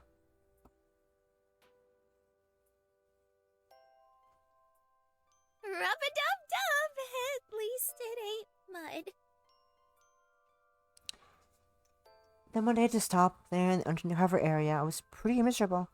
Sheets of rain fell from the sky, and the wind whipped the water up to my face, erratically. Most people had stayed home, so my classes were empty. Should have just done them remotely. I was taking a rest on a bench, drying my clothes futilely, when there was 2 girls standing in front of the notice board. It was Hannah and Riley, though I didn't know their names yet. They were staring at their fire and talking loudly. Why can't she put the picture of Mutena on it? Nobody's gonna realize it's a Yuri club. I told you, the supervisor knows what anime is. He sees it, and we get delegitimized. It took a minute to comprehend what they were talking. I saying a Yuri club? Honest to God, lesbian nerds? Here? Were they an item? I don't know how long I sat there, transfixed. Transfixed? I have a audio, but I don't have. That's on my soundboard, sadly. Damn. I should have put that on the soundboard. I'm gonna organize these soon. I wish I could have second pages in folders. But alas, folders cannot have other pages, but folders can have folders. I can forward the folders. My brain fired up in the worst way, honestly trying to analyze their movements, words, expressions. Just probably searching for some hint of their true relationship. It was gross. My brain was gross. But I had to know. Did they have what I could never? What they would never have? The rain stopped before I could reach an answer. The girls turned to leave, framed out in the returning sunlight. Before I could stop myself, I was on my feet, chasing after them. Of course, I didn't ask them about themselves. I'm not that awful. I just joined their club under the pretext of being a Yuri fan in order to spy on them. Much better. Right?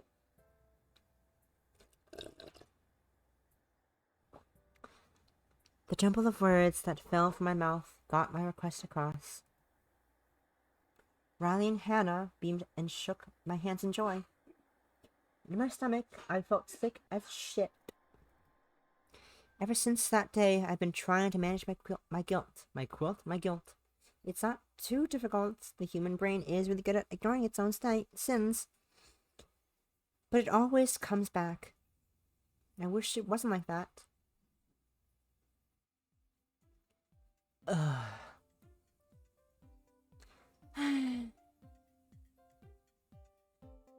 Well, it's a bit dead today. We're in the room once again. I had actually been the first to arrive. Unusual. My class had finished and I hung around the library for a bit. But none of the computers were free, so I made my way here instead.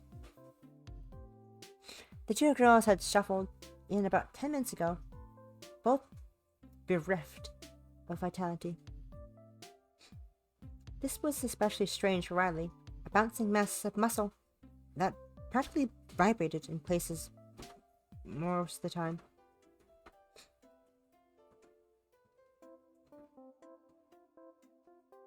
I guess I could organize these the same way I organize my phone soundboard. Yeah, I'll do that. I'm gonna write that down before I forget to organize my soundboard. Where are you? There you are. Hello. I think it's there. Stop.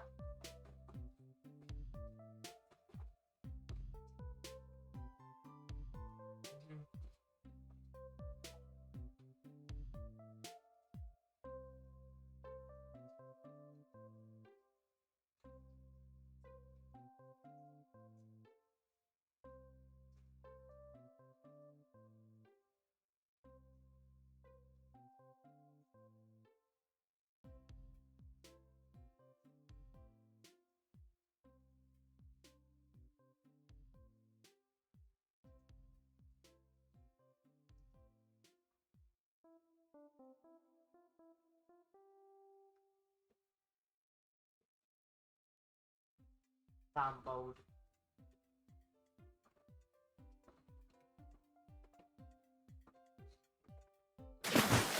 Oh no, I don't forget.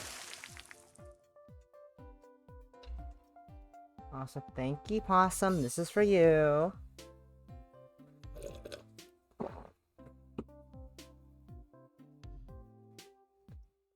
We'll start talking about the newest episode of Magic Cyclops that had aired last night.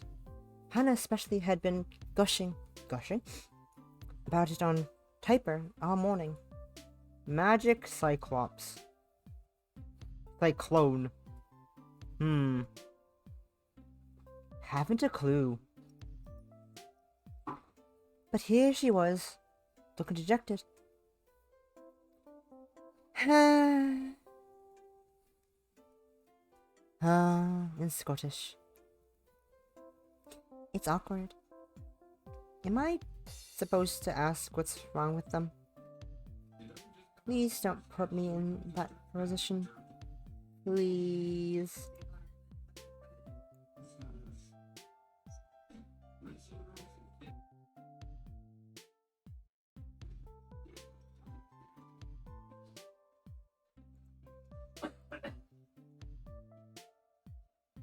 Did you stretch yet? I don't think I did. I forgot.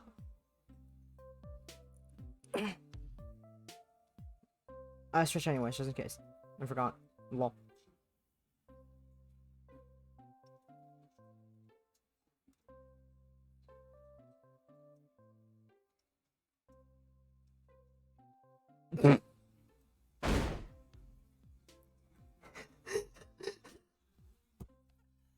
Feet off the ceiling! I'm sorry. What?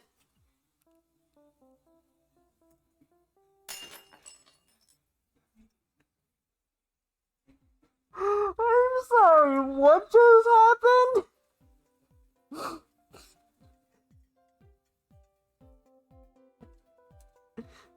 Hannah broke her legs. What's got you so annoyed? Oh, you know, men.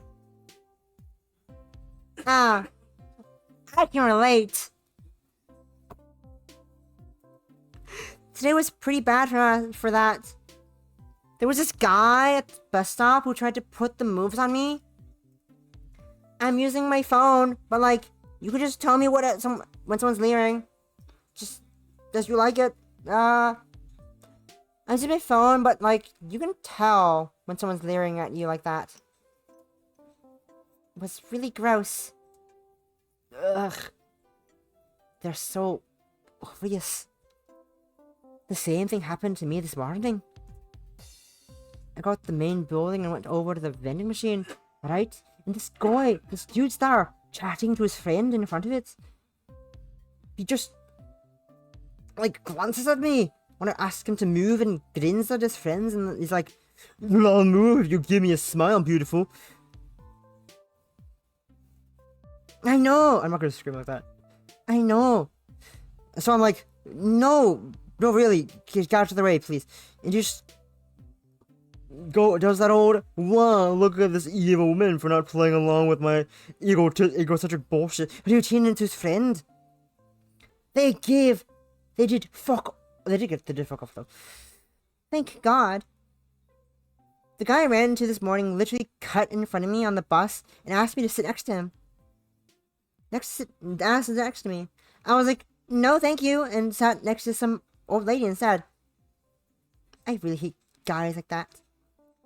Even if it was even if I was straight, like, you know, you think I'm gonna entertain you pushing into my personal space, and they're always staring. I mean, I get it, you're horny, but like, try to understand that maybe women maybe it makes women uncomfortable being looked at like a piece of meat in a societal context, for fuck's sake. Preach it! Preach it indeed. I'm lucky in that I'm so social. I don't interact with men much, but even if I have encountered like encounters like this every couple of weeks, I go out of my way to avoid other human beings. But it still happens. I didn't really keep commiserating. They really are of one mind on this. It's not really surprising considering the topic, though. Hell, it even happened in anime and shit. Hell, it even happens in anime and shit, doesn't it? Male gaze. As opposed to male gaze. The male gaze is weird, but male gaze? Oh, that's weird. Probably. But everybody's wording it. When the camera gets all horny, but it's not like, what's the word?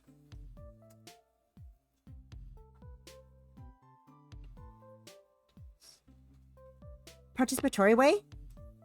No, like, when it's horny, but respectful. Like, it's showing the girl saying, "Hey, look at me, I'm hot." Not, "This camera's trying to violate me." You know? Yeah, kinda. It's hard to judge, in my opinion. In fact, doesn't it really depend on the character's agency? Like, let's say a character is sexy. Like Yoko in La Kill La. Ah, yes. The Kill the...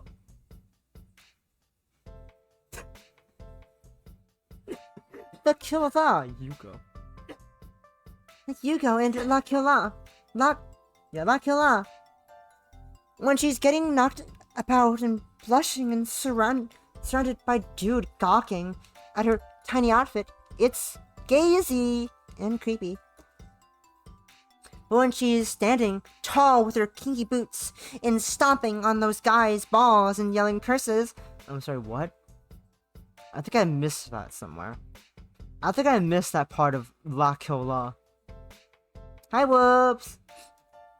That's not gazy because she's in a position of power and agency, right?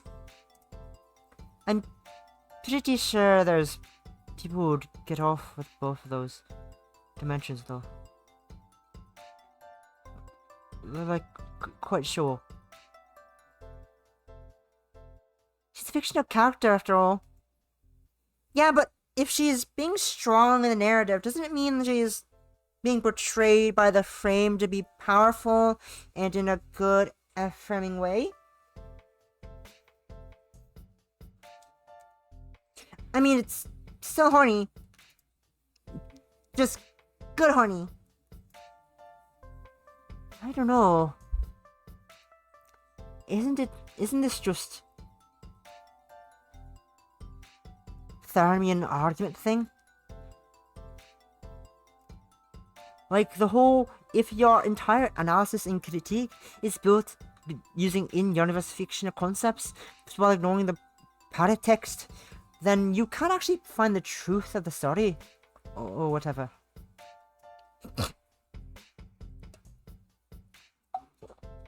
That doesn't really sound like the Thermium argument, exactly. I thought it was more used to defend fictional criticism, but I'm not going to say that. I'm just going to sit here reading my phone. Yep. Like, in the story, yes, Yuko is both sexy and powerful, and being a total queen. But outside of it, Yuko is presented in a variety of sexualized situations in alluring frames, so the truth of how to analyze that is in what you actually see. I think that's too black and white for me. Like, yes, I get what you mean, but experiencing a story is a personal act. It shouldn't hinge on how a bunch of people who are not me experience it. If some guy gets a different vibe from me, it's not my problem. If I think a character is portrayed in a sexual yet empowering way, then I'm going to stick with that even if people don't agree. I mean, sure, I can understand your argument as to why you don't agree, but my experience isn't so feeble that it's going to be easily replaced by the consensus. I've had enough I've had enough of caving because people think I have bad opinions. Damn, you're cool. The two of them are smiling. I'm kind of surprised they're not ripping each other's throats out, but in a good way. Phew. I just think it's important to be true to yourself and what you feel.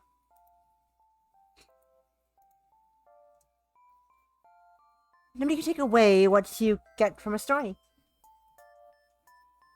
Even if you are faced with a rational argument afterwards, it doesn't mean your initial feelings are wrong.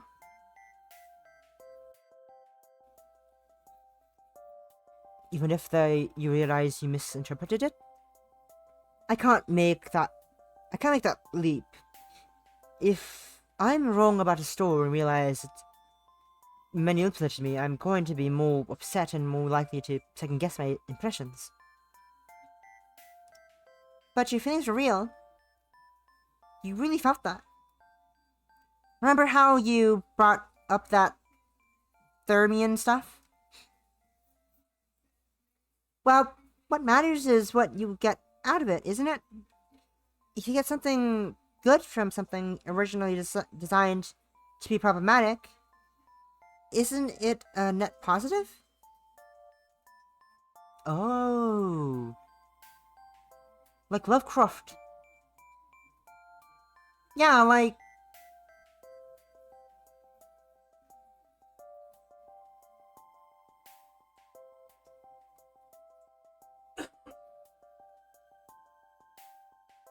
No.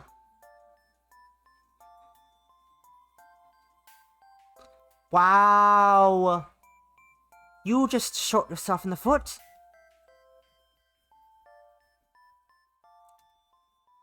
I am extreme. An extreme fringe case doesn't ruin my argument, Riley. Generally speaking, if something was problematic, has problematic elements but isn't crafted by an outright racist and misanthrope, then it's probably okay to take good impressions from it. There. In Scottish. Riley doesn't seem convinced. She's spinning a pen in her fingers like a kid waiting for their mum to pick them up after... I am British. Waiting for their mum to pick them up after school. It's different kind of frustration than I normally see them. She doesn't want to argue, she wants to talk. I guess in terms of the presentation of eroticism, I buy that. What about other things? What about when it comes to stuff like societal commentary or ethics? Anime can have some pretty unpleasant writers spouting concerning shit in that at times. We've all seen the cute girl shows that use them as a mouthpiece for the toxic nationalism of extremist men. And some of those girls are good. Even if you get good raw feelings from something. If it initially turns out to be a harmful message about war, or gender, or society, I think you should immediately turn back and rethink what you took from it. Yeah, again, it's a case-by-case thing. We were originally talking about sexuality and depictions of eroticism, so I think it's best to fence it off at that for now. I think that a story that leans on things you're worried about will at least play its hand early enough to avoid the feelings of taking precedence. I guess that's fair, and I kind of agree. I don't like it when I see something I think it's empowering and people tell me I'm wrong. Also, wow, this is really took my mind off that dickhead and his green hat. Wait, you got a green hat? Baseball hat? No way. We both got perved by the same guy? The two of them burst out laughing and clapping. I can't help but smile along with them. Oh god, I'm pulling a thread off the tag. Whoopsies. No, me more tags don't come off. Not that it wasn't an amorphous, omnipresent crowd, but just one small individual must have really taken the edge off. It's fine. It's the bottom tag that's a makeshift. There's a thread coming loose from that tag.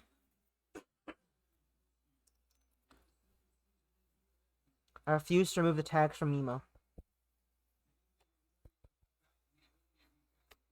I guess the argument this week isn't really fair. They were both on the same side and just had to talk it over. I'm Scottish. Riley and Hannah do get along after all. I don't really understand it still. They're so fiery and determined, but so well suited for each other. It's honestly kind of irritating to me. Why aren't they together? I know. I'm assuming I know everything about people I can barely talk to. Maybe they've tried. Maybe it didn't work out. Maybe they aren't. Maybe they haven't. Maybe I want them to get along just to satisfy my own feelings that I'm lying to myself about it. But my feelings are real. They hurt me. They must be real. My first love was uneventful. It was a small meeting in a mundane place. An empty cafe, 10 a.m. on a weekday. School was out for summer, and I was a stupid teenager with legs and no patience.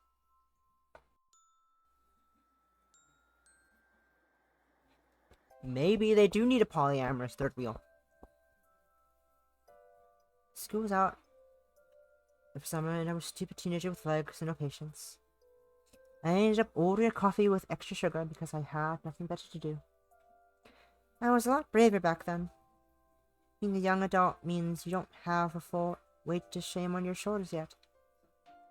So you still did foolish, embarrassing things, like have a lesbian pride flag pinned on your bag despite crumbling to dust if anyone asked about it. That day I got lucky. She smiled and said, "Hey, me too!" We talked naturally, anxiety fading away. Cheap drink and smell of recently sanitized cafe furniture didn't matter in the slightest. I couldn't believe my luck. Next 2 years were a dream. At school, I could just text her anytime I wanted. We could discuss which female celebrities we'd bottom for. We played through the entire 11-game Kingdom Souls trilogy together. We kissed, and then things fell apart. Or rather, they weren't whole to begin with. I thought we were in a relationship, but she never did. We were just friends with some benefits. She moved on, and so did I. The strange thing was, the sting of loss I felt was minor. I'd been led to believe that a loss of love was a major thing, a whirlwind of emotion. Instead, it was just a minor, tepid pall. I looked away from the newfound absence in my life until it healed itself. Problem solved. Maybe I was never in love. I decided that had been the case, if it wasn't true.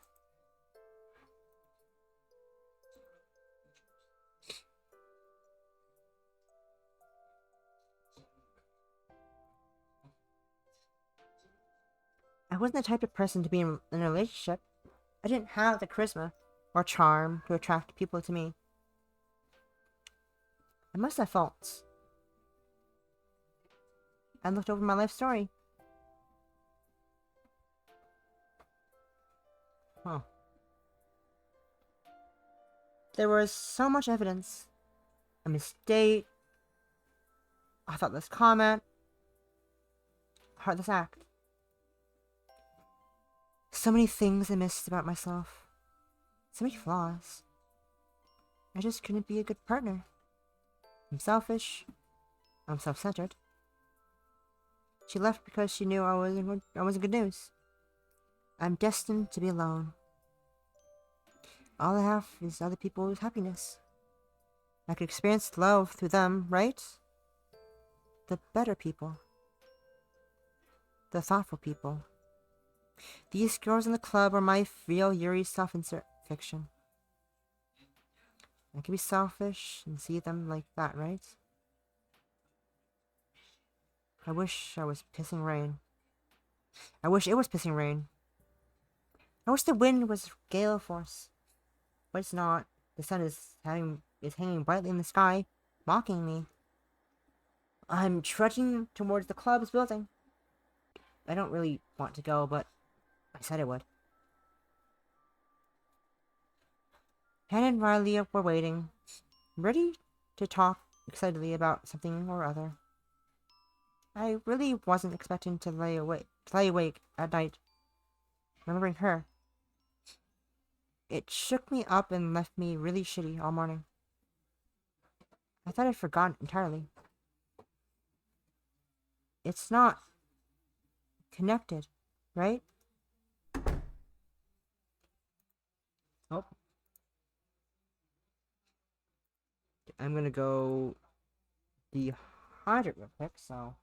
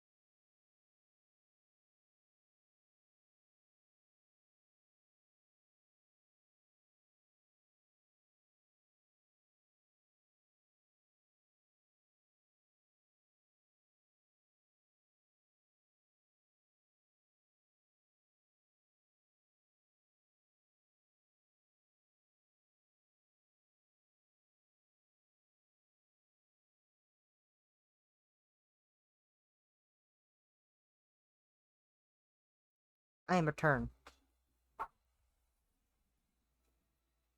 As usual, Hannah and Riley are here. As usual, they're in mid-argument. What is it this time? What do you mean it's too safe? Safety is important! Especially in the mainstream content like this. Content? But it's boring!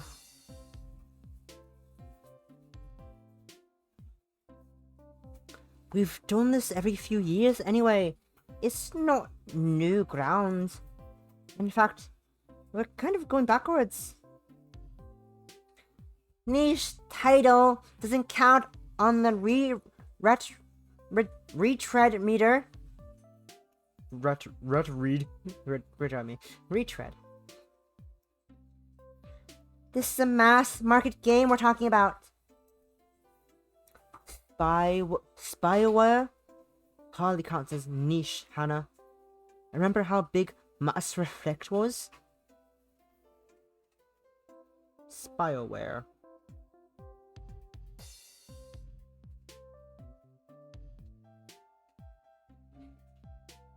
Spyware.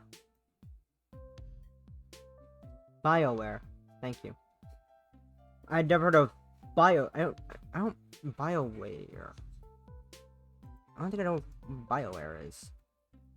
I don't know a lot of things. I'm not aware of many things in existence. I know I recognize Mass Effect. Oh, company. BioWare. What about Dragon Sage? What about Dragon Sage?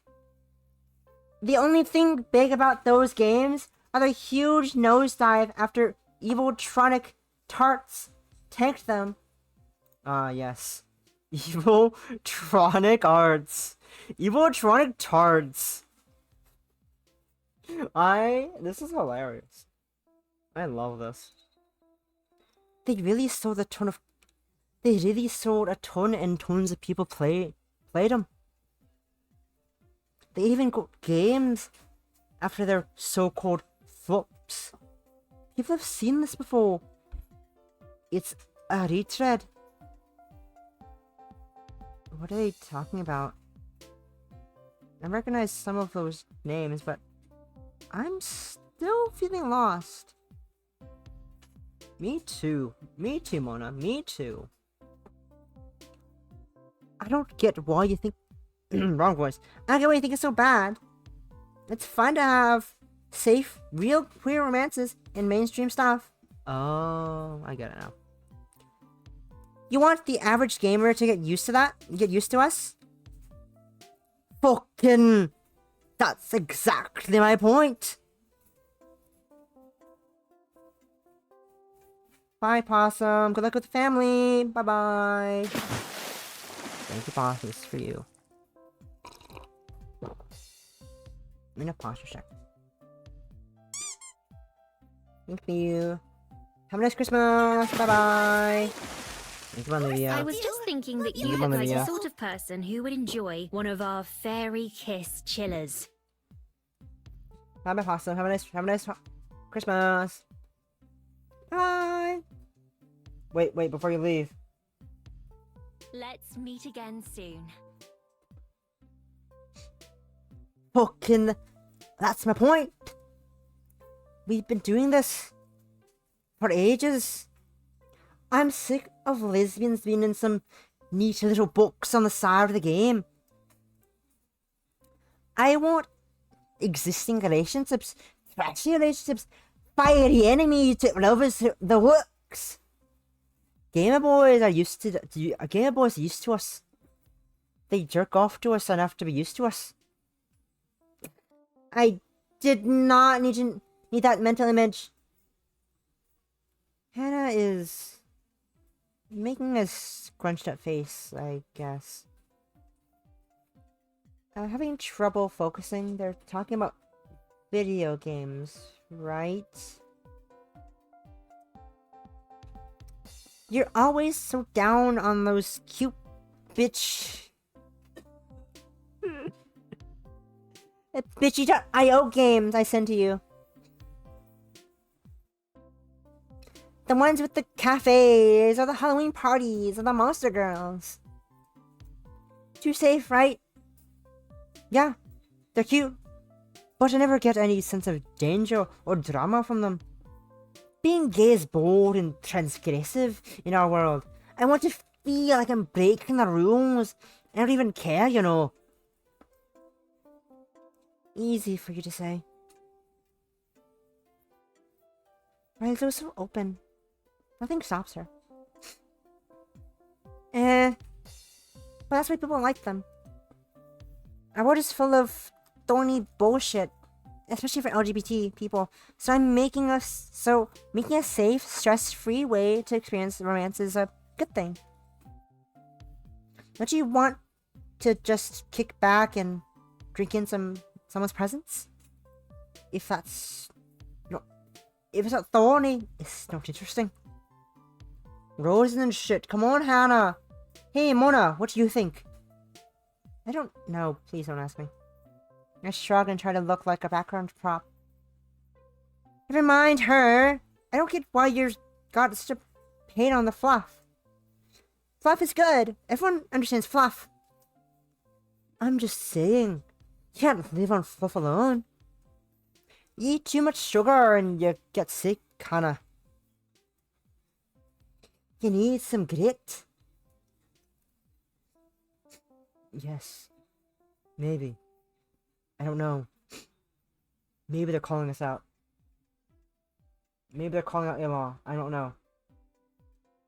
Who knows? Not me. I didn't make this game. Back and forth. Back and forth. Touch. Good friends.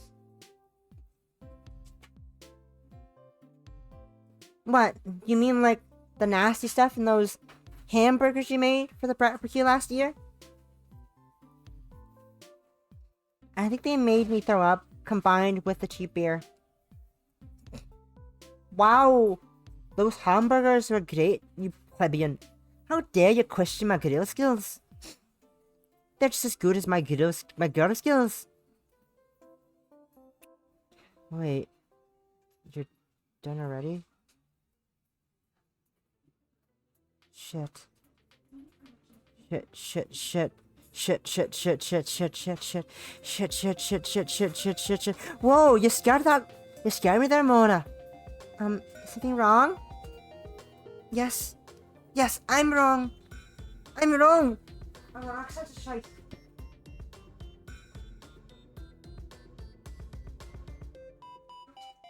I have to roll my nose in a second.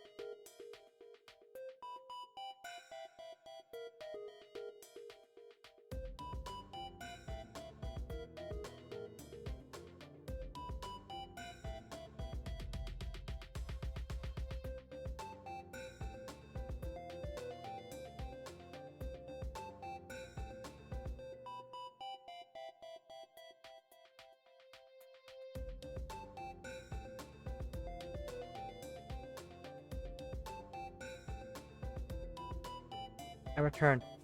Yes, I'm wrong. My mouth, I'm wrong. Shit. Fuck. Sorry, I just felt like I had to say something. Sorry, I'll shut up. Well, hey, no. We've been wanting to hear your thoughts on stuff for a while. Yeah. Take the floor, Mona. We'd love to hear your opinion. Oh, that's great. I can't get out of it now. Let's just give an opinion and sit down. Be tactful, Mona. Okay, well, this is pointless. Okay, well, Hannah, you're settling. Riley, you're disingenuous. This is pointless. You're both saying what you want lesbian rep and big budget games to be, but isn't that just a waste of time and energy? What do you mean? We want representation. We should try. I don't think these games are for us. The games are for us. But what do you mean they're not made for genuine people seeking resonant experiences? At least not the ones you're talking about. They're made by committees to sell products and push out yearly installments. They're broad and shallow. If you're looking for a good reputation, we should start with good stories and good creators. No one's going to remember the latest fancy shooter or live service game in a few years, because they're designed to be obsolete and easily discarded from our memory. You two fight so much over this stuff, but it just seems so pointless to me. All the squabbling, does it distract from more important things? Oh god. I really did it. I opened my stupid mouth. They absolutely hate me now. I was going so well with avoiding conversation, and then I just stuck my foot in it. Why did I have to say that? Hannah and Riley aren't saying anything. They're just looking at me. Do you want me to say more? That can't be right. I'm done anymore. Oh, I feel like I'm going to cry. I didn't join those stupid, clever, dumbass arguments. I'm literally here because I want to see you kiss, you stupid idiots. That was pretty rough. I don't think I've been chewed out like that since the first guy I slept with. What?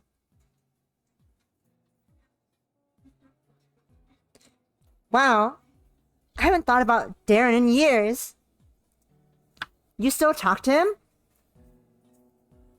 Sometimes. Sometimes. He moved, but he comes up every summer. I say hi if I see him. He's still obsessive as fuck, though, and it shows at night. Good thing I reminded you about protection, or you would have ended up with an incredibly annoying kids. Remember how the first time I did it, I completely forgot? I was only saying because my boy knew what he was doing. What?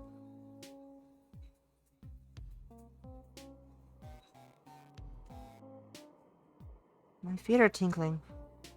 My skin feels cold. There's a dull roar in my ear. My center of balance is giving away.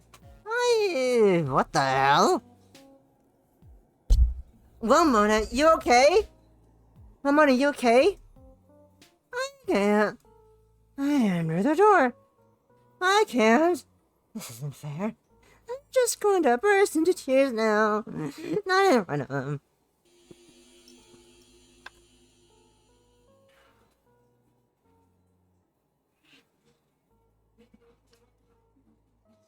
Mona? Where are you going? I slam the door shut behind me and run. Tears streamed down my face. Can't see and clip my shoulder on the wall, flitting. It hurts like hell, but I keep running. I lose myself. Pathetic. I'm back here again. I couldn't even make it out the building before being reduced to a babbling mess. I got some tissue out of my pocket and dried my eyes. I know what I did was wrong. I deserve this. I got conceited and projected my own desire on them. Selfish, I'm selfish. It was all for me. God. I should just go home. Mona! There you are! We were worried when you ran out all of a sudden. You okay? What? Oh jeez, you're crying! I'm sorry if I did something. It was probably my fault. It was probably my fault.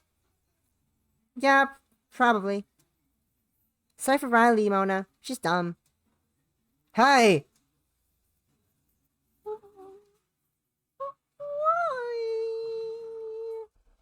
I can't hold it together. I start crying anew. Tears stream down my face.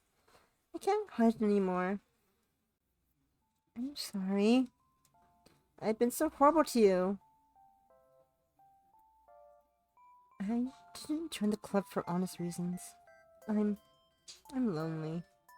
I thought you two were lesbians, so I thought if I joined, I might get to see you two. You know, kissing and stuff. And that it would make me feel less lonely. My words hang in the air for an eternity. They echoed off the tiled walls and bounced around, repeating themselves. Riley and Hannah's face showed no emotion. My heart has stopped. Then... It's adorable! You're adorable! Oh my god, you too? Two? That seems the reason the club was founded. The first batch of seniors made it as an excuse for gay hookups. Me and Hannah joined afterwards because we thought it was legit, but they'd all moved on. We ended up being the only members in charge of a ghost club with zero actual work put into it. It was ridiculously stupid. I can't believe what I'm hearing. My mouth opens and closes a bit, and I end up wobbling over and leaning against the counter.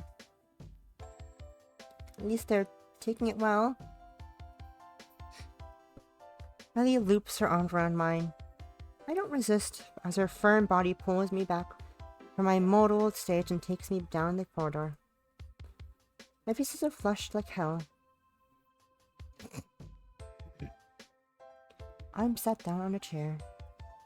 The other girls sit next to me and offer me a drink of water. It's in a paper cup from the cooler outside. I carefully take a sip. I'm so frazzled. What the hell is going on? What's going to happen next? I'm sorry. I kind of had a breakdown there. It's just, I've always felt so guilty about being here for my own benefit, and then you slept with guys, and I pecked, and I made the wrong assumption, and whoa, it's okay. You don't need to keep spiraling. Let's just talk this out slowly, alright?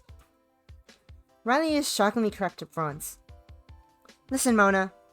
On the one hand, it's kind of a big assumption to make. Just because someone likes something in fiction doesn't mean they like it in reality. But Hannah looks me in the eye and grins brightly. Of course we're lesbian, silly. Of course we're lesbian, silly.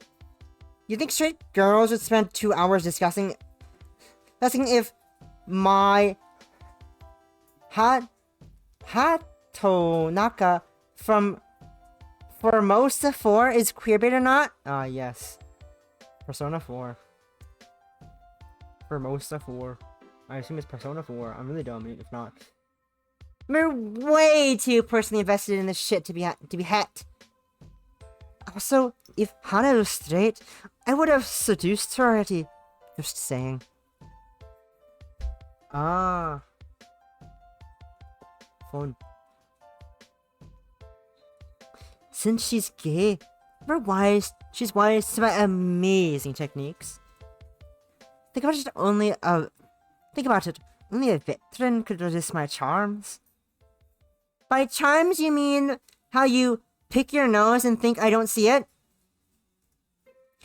I know you see it. I do it on purpose. Gross! I feel a weight has been lifted on off my shoulders. My body turns to jelly and I slump on the chair. And my bones turn rigid as hell as I realize I was just told a pair of lesbians I want to watch them make out. I should apologize. I mean, for fetishizing you too. Sorry. It feels like I'm betrayed all the stuff you talked about here at the club. It's been hard for me. I don't have any friends. Huh? We're friends, aren't we? She looks at me, who nods, Hannah nods and reaches over. Her hand takes mine. It's warm. I kinda knew it was something like this. You're always so quiet and withdrawn. Ironically, I'm also guilty in a sense of assuming that since you joined the club, you were also gay, and maybe just looking for company. Oh, you knew all along? No, I just kind of assumed it'd be something like that.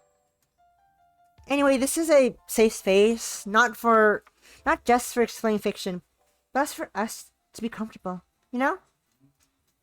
So you don't need to feel guilty. In fact, it's pretty flattering you were imagining us fucking. I was a top, right?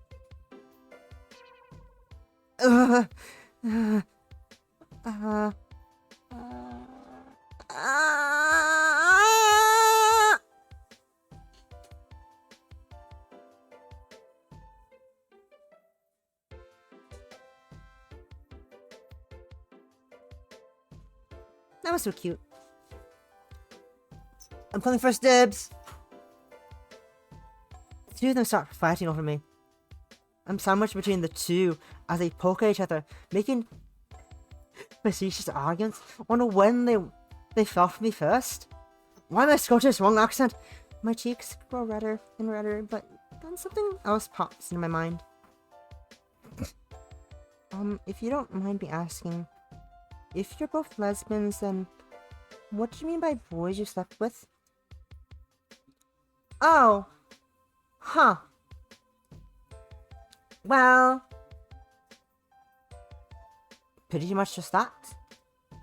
We grew up together, so when we first started developing our sexuality, we both decided to test it out by sleeping with guys. You know, just to see how it was. It went about as well as you might expect. Some grunting, a condom, a shower, ordered pizza, went home. Then I called up Riley on her phone and was like, "Yep, I'm for girls." And then I said, "I like girls more than you thought. I like girls more than you thought." And hung up because it made her mad. Since then, we'd been competing with each other over women.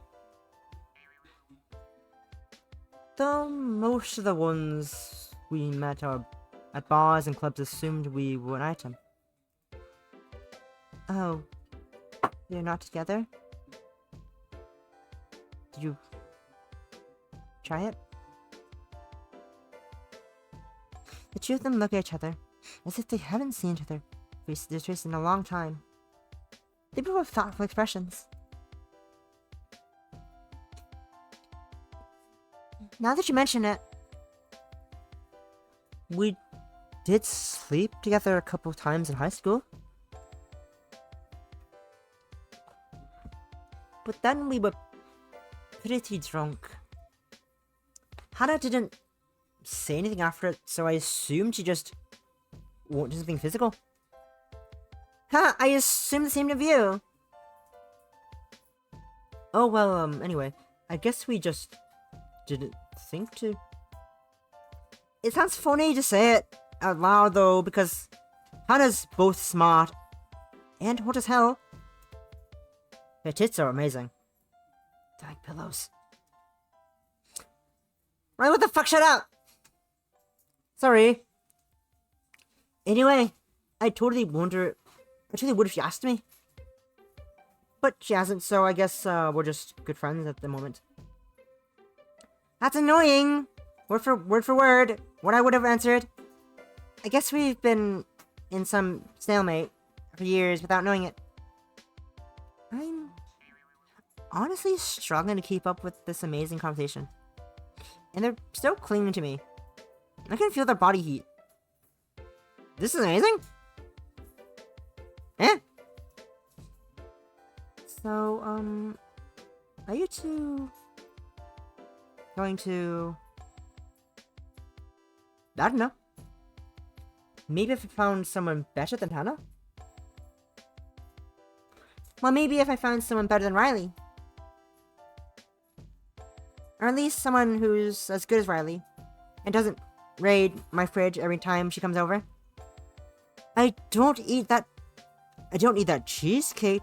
Who will? If I don't eat that cheesecake, who will? They just keep joking.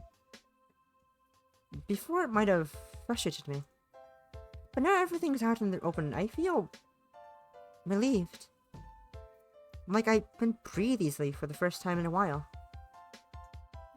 Maybe I really can be comfortable here. Anyway, Mona, you shouldn't jump to conclusions about people's identity just because individual experiences. It's a bad mindset because of how it can exclude people. Like you. A woman can have slept with men and a woman and reach the conclusion that she's gay. Though, hell, if she's bi, that's fine too. She's still welcome to as our comrade. Yeah. Pushing people out when you have shared adversity is always bad. We're in this together against the world, and we can't kill gold without it For a party? Huh? You're right. I obviously just absorb my own thoughts too much. I'll try to be less of a projector in future. I mean, you can project your fantasies on me all you want, babe. I can even help you make them reality. Oh, no you don't! Ugh, not the face! That's where my nose is! They're jostling around me, pulling each other. It's like I'm a kid again, playing with shorter friends. I can't describe the warmth I feel. It's the multifaceted happiness. I was worrying too much. I don't need to hide what I want to do anymore. What I want to say. If I say something stupid, I can just be like, those two argue and out to make out. If they can say friends, so can I. I reach out with my arms. I've never done something like this before, but first time for everything. Gently, I loop my arm around Hannah and Riley's shoulders and pull them towards me. We hug. Thank you, guys. Please don't ever stop being my friends. Of course! You're part of our crew for life. We stay hug it for a bit longer. Eventually, Riley sneezes in Hannah's hair and she elbows Riley in the chest. As Riley winces, I can't stop smiling. This is the happiest day of my life. What a thing to say about a Yuri fangirl club.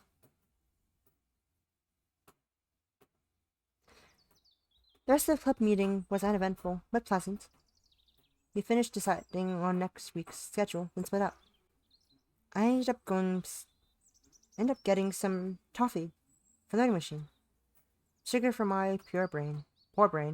I'm walking to the bus stop on my own. It's been a long day, mentally anyways. Hannah and Riley accepted me. I'm not alone anymore. I never was, it seems. The conversation about romance they had echoes in my mind, though. I've always thought I was destined to be an outlier, but maybe I was just living life without trying. Can I think about love in my future? Huh? Ahead of me are the path, I see Hannah and Riley. They're glaring at each other, but as I approach, they both turn to look at me and smile. I feel my cheeks burn slightly, but I shake it off and smile back. Hello, I thought you'd both gone home. Are you waiting for someone? Yeah, you. Did I forget something at the club? No, this is separate from the club. Well, not really. Well, we figured it'd be best to talk to you about it right now. Not to put any pressure on you, but, the movie was right. God, you've taken that 1 billion years to get to the point. I'm just gonna say it. No, you'll fuck it up!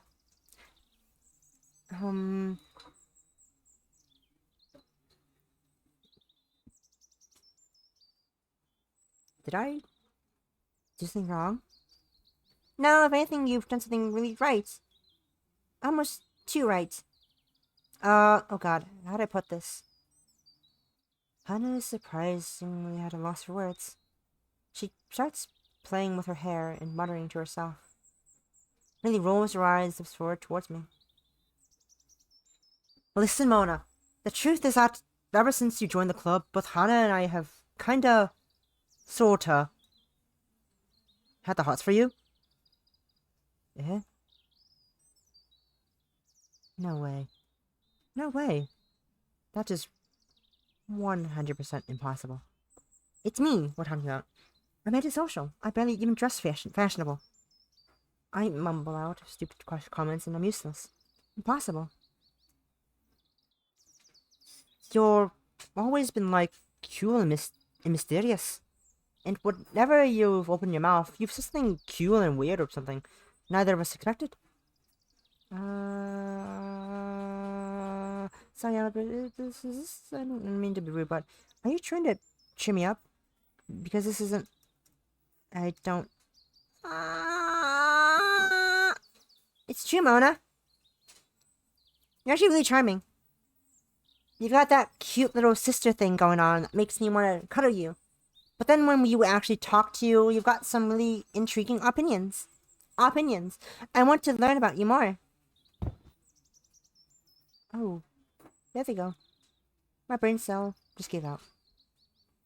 Shame. Overload. Catastrophic. Cascade. Failure. I fall to my knees. Face reddened. Reddened. This can't be happening. I tapped out of the game by accident. Whoa there, honey. Whoa there, honey. Let's get you on the bench. Sorry for blowing your circuits. I'm barely cognizant as they gently help me to sit up on a nearby park bench. There's totally steam coming out of my ears. You're telling me. 2 people in love with me? I'm sorry too. Are you alright? We can drop this if you need some time. I don't want to overload you too much. No. I want to run. Sleep before. Leave the nearest dark place to hide and it's over, but if I made it through that nightmare, I'd make it through this dream. No, it's alright. I mean, I'm screaming inside my head, but I'd like to hear you both out. Yeah! Your lotion's super hot. It's cute as fuck. Riley, for God's sake, you're not helping! Ahem. Ahem. Well, anyway, you captured our attention, and today when we had our discussion, you kind of outed yourself as looking for love. So Riley and I knew we both wanted to make a move on you, so to speak. Oh god. You're gonna fight over me? That should be fun. You do like a fighting game tournament or something. But no, actually we reached a much easier conclusion. This is probably gonna sound a bit problematic, but don't forget, okay? We realized that not only do we both like you, but we both like each other, so we decided why not date each other as well? Huh? Polyamory pog. A threesome? You could hit both of us and get both my fantastic thighs and Hannah's fantastic tits, and we both get your fantastic ass. It's like a giant robot of gay. I think someone just ran a magnet over my hard drive. What? You want to... What? Please don't yell so loud. It's technically a poly relationship. I think I'm not up on the lingo. But honestly, it's worth a shot. You'll have a nice sense of balance about it. I'm the same. Me and Hannah, we fight a lot, so having you as a voice of reason to drag us back sounds good. It also means you'll get to have 2 hot chicks in each arm, so that absolutely sounds awesome. My god, are you not thirsty? Are you ever not thirsty, motherfucker? Never, ever, babe. That's why you love me. The 2 girls look surprised. I can't blame them. I'm not even sure why I'm laughing. The whole thing should be serious. I've gone most of my life thinking I was doomed to be a loner. And now the 2 hottest lesbians I've ever wanted in a relationship, most intimate role in their lives. It's also silly. I mean, yeah, I have no idea how I'd ever explain this to anyone. Or if it won't get me into trouble in the future. Or if it'll ever work out, but... I accept. Ooh, gays. Look at them. They're so cute. I love them.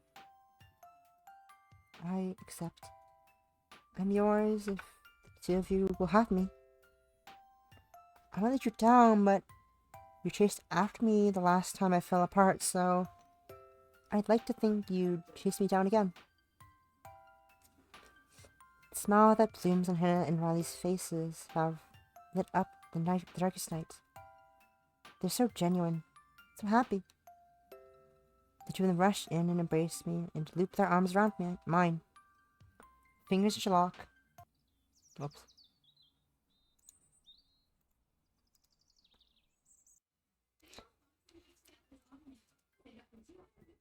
Two of them rushed in and embraced me and looped their fingers around mine. Fingers interlock and cheeks brushed against one another. Woohoo! The Glam Club is officially promoted to the Focal Club. No! We're not going to be engaging in sex acts during educational time. Boo! I wanted to do the thing where you give someone oral under the table while they try to study. If you think I'd let you do that without sterilizing your dirty ass mouth, you've got another thing coming, idiot. So you'd be okay with it if her mouth was clean? What? No! You're so boring, Hannah. Break the rules a bit. Stick things where they would normally go. Leave bits in original places. Leave bites in original places. Just to warn you, but I'm going to need some preparation time before we do any of that sort of stuff. Same, honestly. Not that I don't want to, but if you give Riley an inch, she'll take a mile. I'm not that much of an animal god. We'll take it slow. Casual. It can be our fun little secret. I like the sound of that. Well then, here's a, to a productive relationship. I love you too. God, I can't believe I said that out loud. I covered my face with my two new girlfriends. I covered my face as my two new girlfriends grinning at each other. We begin to trek towards the road once again, with an unknown future ahead of us. I never thought something insane like this could happen. I had resigned myself to enjoying the romance of others, real and fictional alike, never thinking I was worthwhile enough to attract the interest of a kindred spirit, let alone two. All it took was the goodwill of these two girls, in their silly arguments, to drag me into their space, and make me open up. I just needed to talk to them, cry in front of them. I don't know how long this relationship will last. Maybe it'll be unbalanced. Maybe one of us will back out. Maybe it'll end up in disaster. But I want to believe in this crazy thing. I hope that with both Hannah and Riley, we can together make something amazing.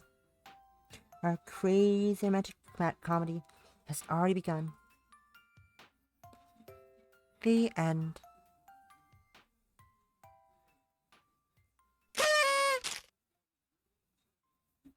Woo! We did it. We did a gay. We did a gay. We finished the gay. Woo! Look at us go. We found the poly ending. Pog champ. We poly.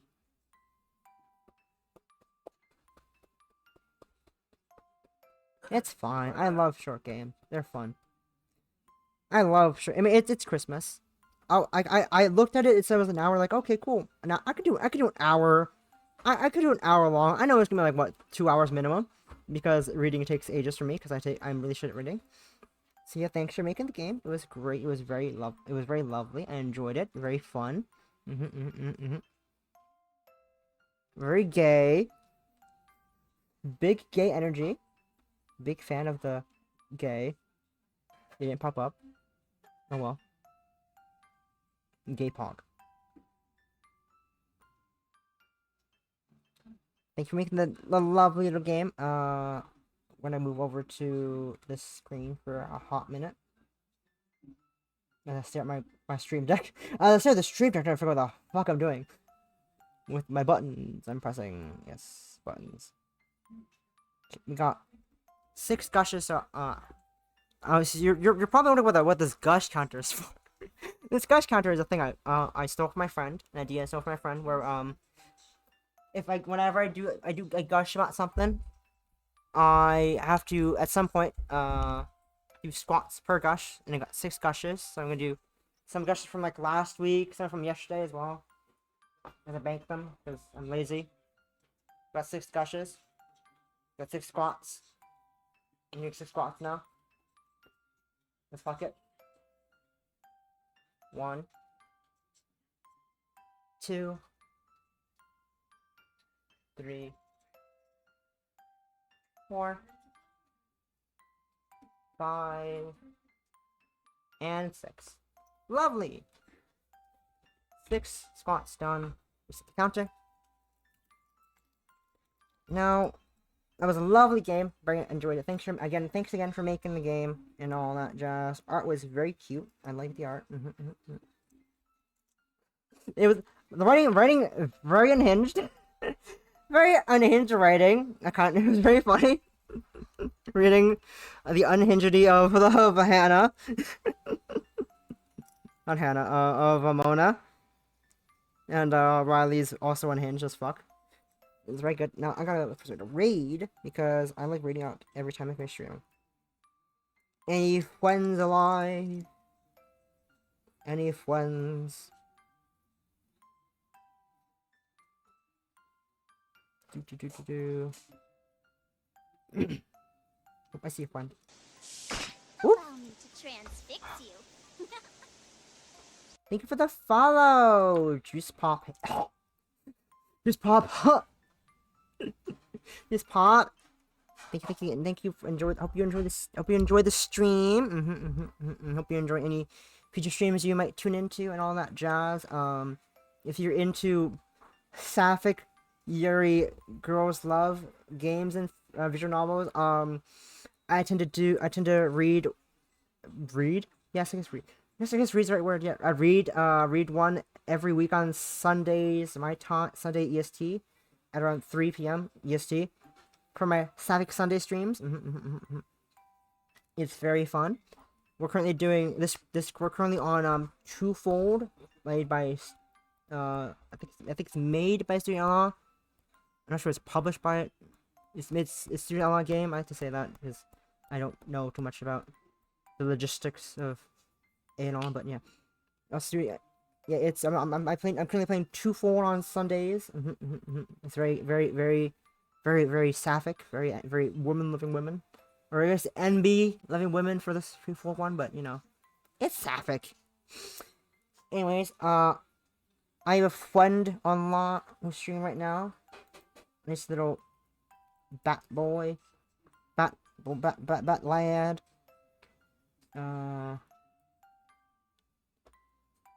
Again, we're gonna go send Avenil some love.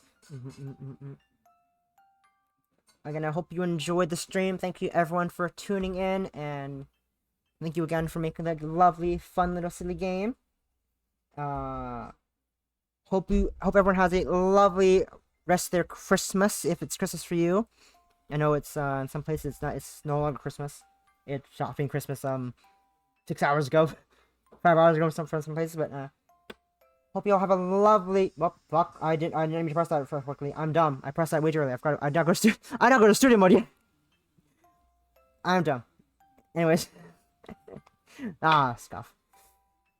Hope you have a lovely rest of your holidays, and next stream will be it'll be on Saturday. It's a hand can stream. Hand can spoopy, hand can fun. But yeah, I hope to see you guys there. If not, that's fine. Again, hope everyone has a lovely holiday season. And I'll see you probably Saturday. Bye.